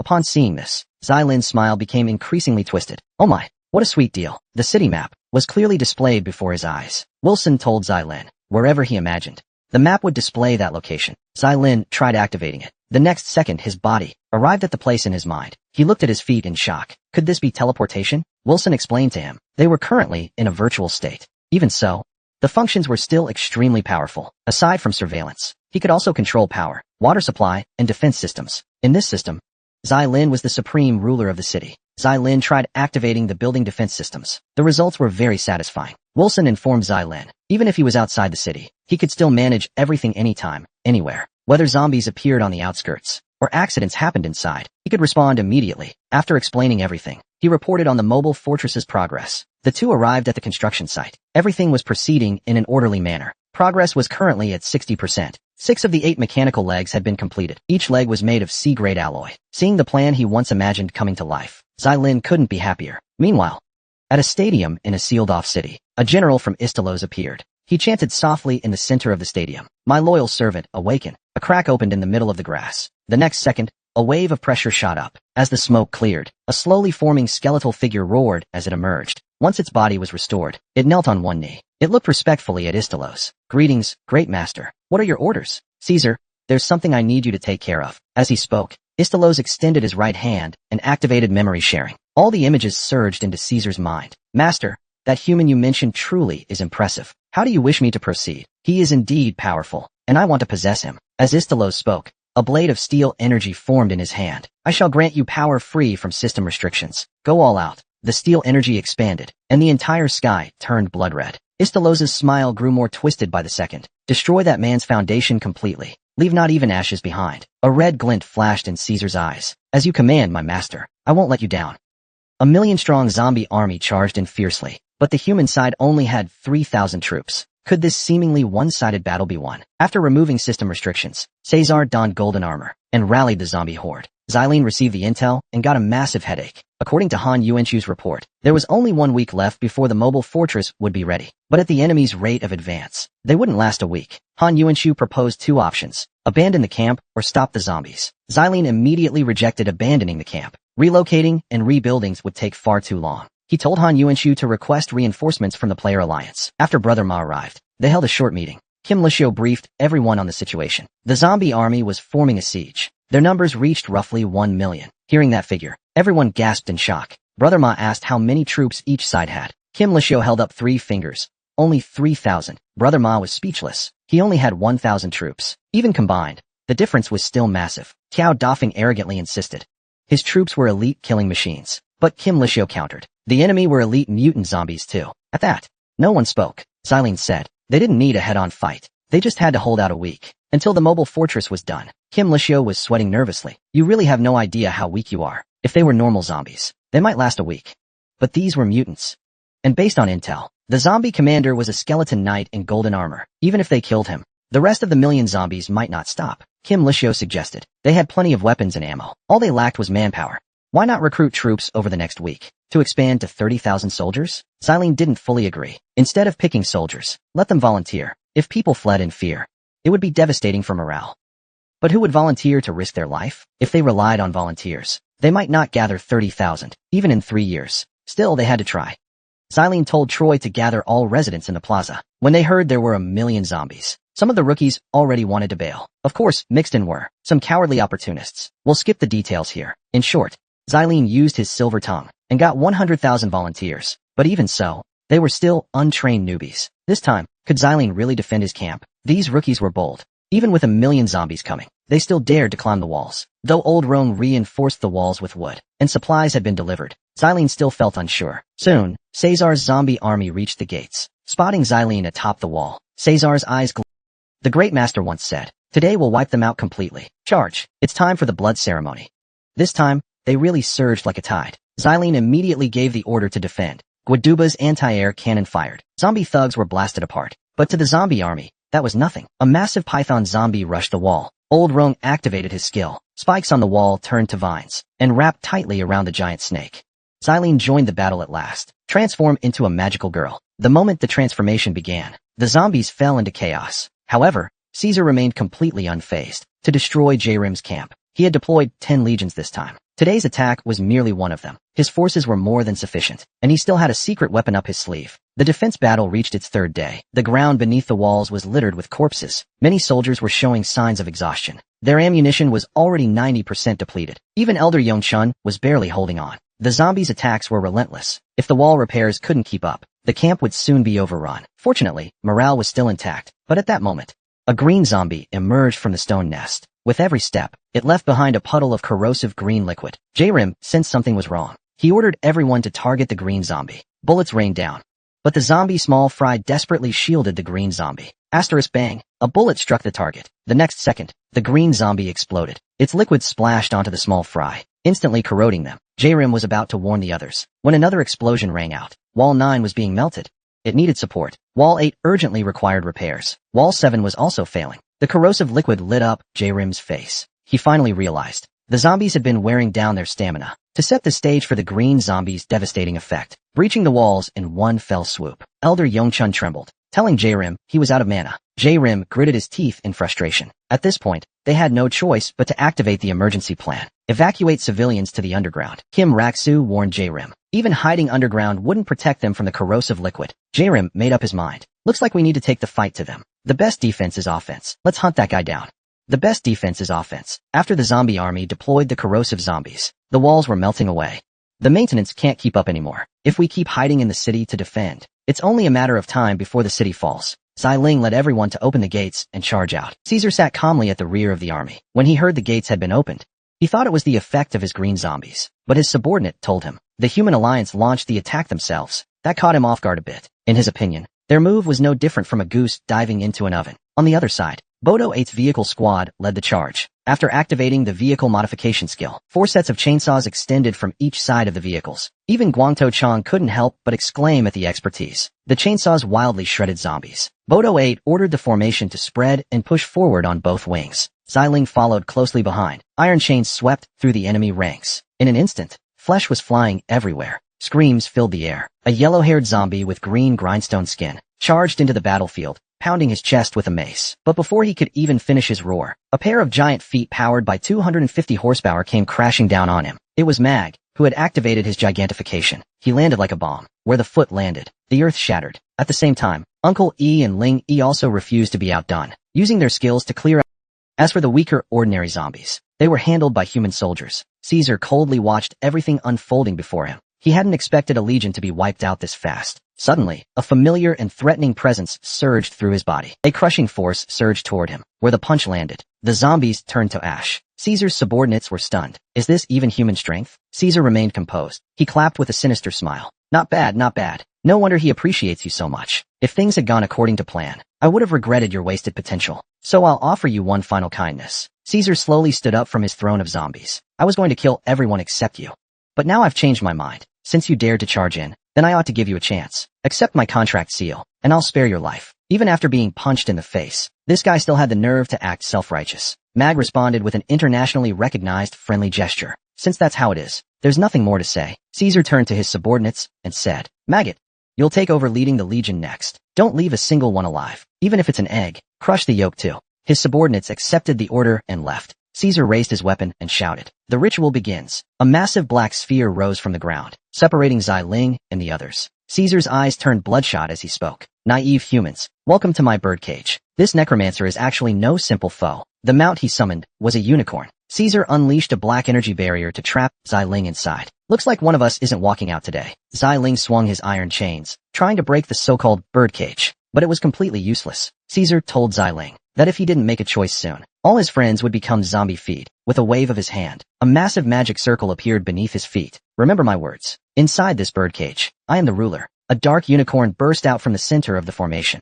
Caesar grabbed its reins and leapt onto its back. Blood-red light glowed from his hollow eye sockets. Today, I'll let you taste the flavor of despair. The two sides clashed at lightning speed, chains against broadsword. The impact was like a comet striking earth. Dust rose in all directions. Xylin clutched the iron chain tightly. The force from the broadsword made sweat bead on his forehead. That moment, the creature under Caesar suddenly aimed its head at Xylin. Its sharp antennae abruptly lunged at him. Xylin cursed under his breath. He twisted his body quickly and slipped away from the horse's hooves. But before he could regain balance, the broadsword was already in front of him. Caesar's swordsmanship was infused with both spirit power and speed. Xylin blocked continuously, retreating rapidly. Several times he narrowly avoided being struck.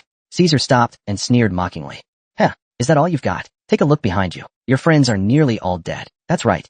There are too many mutated zombies, and only a handful of awakened can fight. Xylin knew the enemy was trying to shake his resolve. He clenched his teeth and calmed himself. The Death Knight had superior sword skills and overwhelming strength, but most dangerous was the creature under him, slippery and relentless. So that's what needed to be dealt with first. Caesar assumed Xylin was out of tricks, and kept rambling. Even his mount seemed annoyed by his chatter. Apparently, he never heard that villains die from talking too much. He slowly approached Xylin, and whispered, "Why so silent? Are you scared?" Xylin chuckled darkly, as if, "I've simply made up my mind. And that's to kill your horse first." The Death Knight's mount was indeed fierce. Its antennae darted in and out. Its front legs slashed wide and ferociously. Xylin knew. To take out the Death Knight, his mount had to go first. Xylin launched an attack. This time he charged in with a self-sacrificing move. He bent down, dodging Caesar's broadsword, but exposed his arm to the horse's range. Sharp antennae pierced into his forearm. Enduring the pain, he kicked backward. His size, 44 foot, landed squarely on the horse's rear. With a wet squelch, the horse felt something enter its body. The searing pain made it scream in agony. An enraged Caesar raised his sword. "Damn it. I usually use my mouth for that." Sword shadows clashed. A purification strike landed on Xylin. He gritted his teeth and held on. He knew the enemy wouldn't go for the kill, because the order was to subdue him. Royal energy gathered on the iron chain. Xylin hurled his fist toward the warhorse. A flurry of punches rained down, like 10,000 prairie horses stampeding. The Death Knight's mount turned into black smoke and vanished. The Death Knight was baffled. Even wounded, Xylin had only managed to kill his mount. Was there still a point to this battle? Xylin grinned coldly. "I'm a pure tech warrior. Stamina below 15%. Activating super regeneration." Mana surged through his body. Xylin returned to full health. Caesar's broadsword crackled with fury. He raised his weapon and charged. "You bastard. Playing dirty, huh?" Xylin met his blade head-on, whip in hand. Heaven collapsed. Earth shattered. Smoke billowed. Caesar hacked in fury. His golden right foot struck Xylin, sending him flying several meters. "Foolish human. You think I'm helpless without my steed?" Xylin crawled up with a grin. "Heh, check your belly first." Cracks had formed across Caesar's armor. He never expected Xylin would launch a counterattack so quickly. Xylin looked at him coldly. His judgment had been correct. A knight without a horse is incomplete. Now Caesar was full of openings in his eyes. Every one of Caesar's moves had been memorized clearly by Xylin. He seized the opportunity. He punched Caesar in the chest, activating the weapon's special ability, Massive Explosion. The chain burst across the Death Knight's body. A successful hit. Xylin retracted the chain, clenched his fists and raised them above his head. Big moves come with big openings. He believed such an opening could trick his opponent. As expected, Caesar swung his broadsword and charged at Xylin. But all he hit was an afterimage. Xylin's real body. Light flared in Xylin's hands. "Oh, forgot to tell you. Fighting takes brains too." One punch to the lumbar spine, another to the solar plexus. Caesar never expected that after losing his horse, he'd be beaten this badly. He glared at Xylin and said coldly, "I admit, I underestimated you before." Caesar gripped his sword in both hands, taking a stance. "Didn't expect you to force me to use this." The falcon had just landed when a phantom beast full of fangs materialized out of thin air. Caesar swung his broadsword violently. The phantom charged at Xylin with great speed. His heart moved with his strikes. A destructive force pierced through the creature's body. The power of one punch was terrifying. Caesar's last trump card was shattered. He had no choice but to go all out. On Xylin's side, the battle was basically won, but the situation outside was dire. Guaduba's robot had its limbs torn off. Brother Ma was surrounded by a pack of useless freaks. His rear was about to be breached. More importantly, the zombie horde was still pouring in endlessly. Just as despair took hold, a cracking sound came from the top of the bird dragon. Asterisk crack. Asterisk. Caesar's body emerged from it. "Damn it. I lost." That was the last sentence he said before collapsing. Megat looked utterly shocked. "That human, is he really that strong?" Xylin stood bare. The opponent was indeed strong. If not for his super regeneration skill, he would have lost long ago. Caesar's body gradually turned into mist. A glowing magic stone dropped from it. When Megat arrived, Xylin had already picked it up. Lord Caesar lost. Impossible. Xylin grinned darkly. You'll see him soon enough. Clutching the blue magic stone, Xylin chose to enhance. Upgraded C rank enhancement to B rank. Main skill enhanced. Now all inherited skills can be upgraded to B rank. An overwhelming aura erupted from within him. Xylin's eyes lit up. The feeling of growing stronger was incredible. Megat was still stunned in disbelief when Xylin suddenly vanished from sight. Still looking for your daddy? Megat didn't even get the chance to scream. His lower half was blown away by Xylin. Now it's my turn to shine.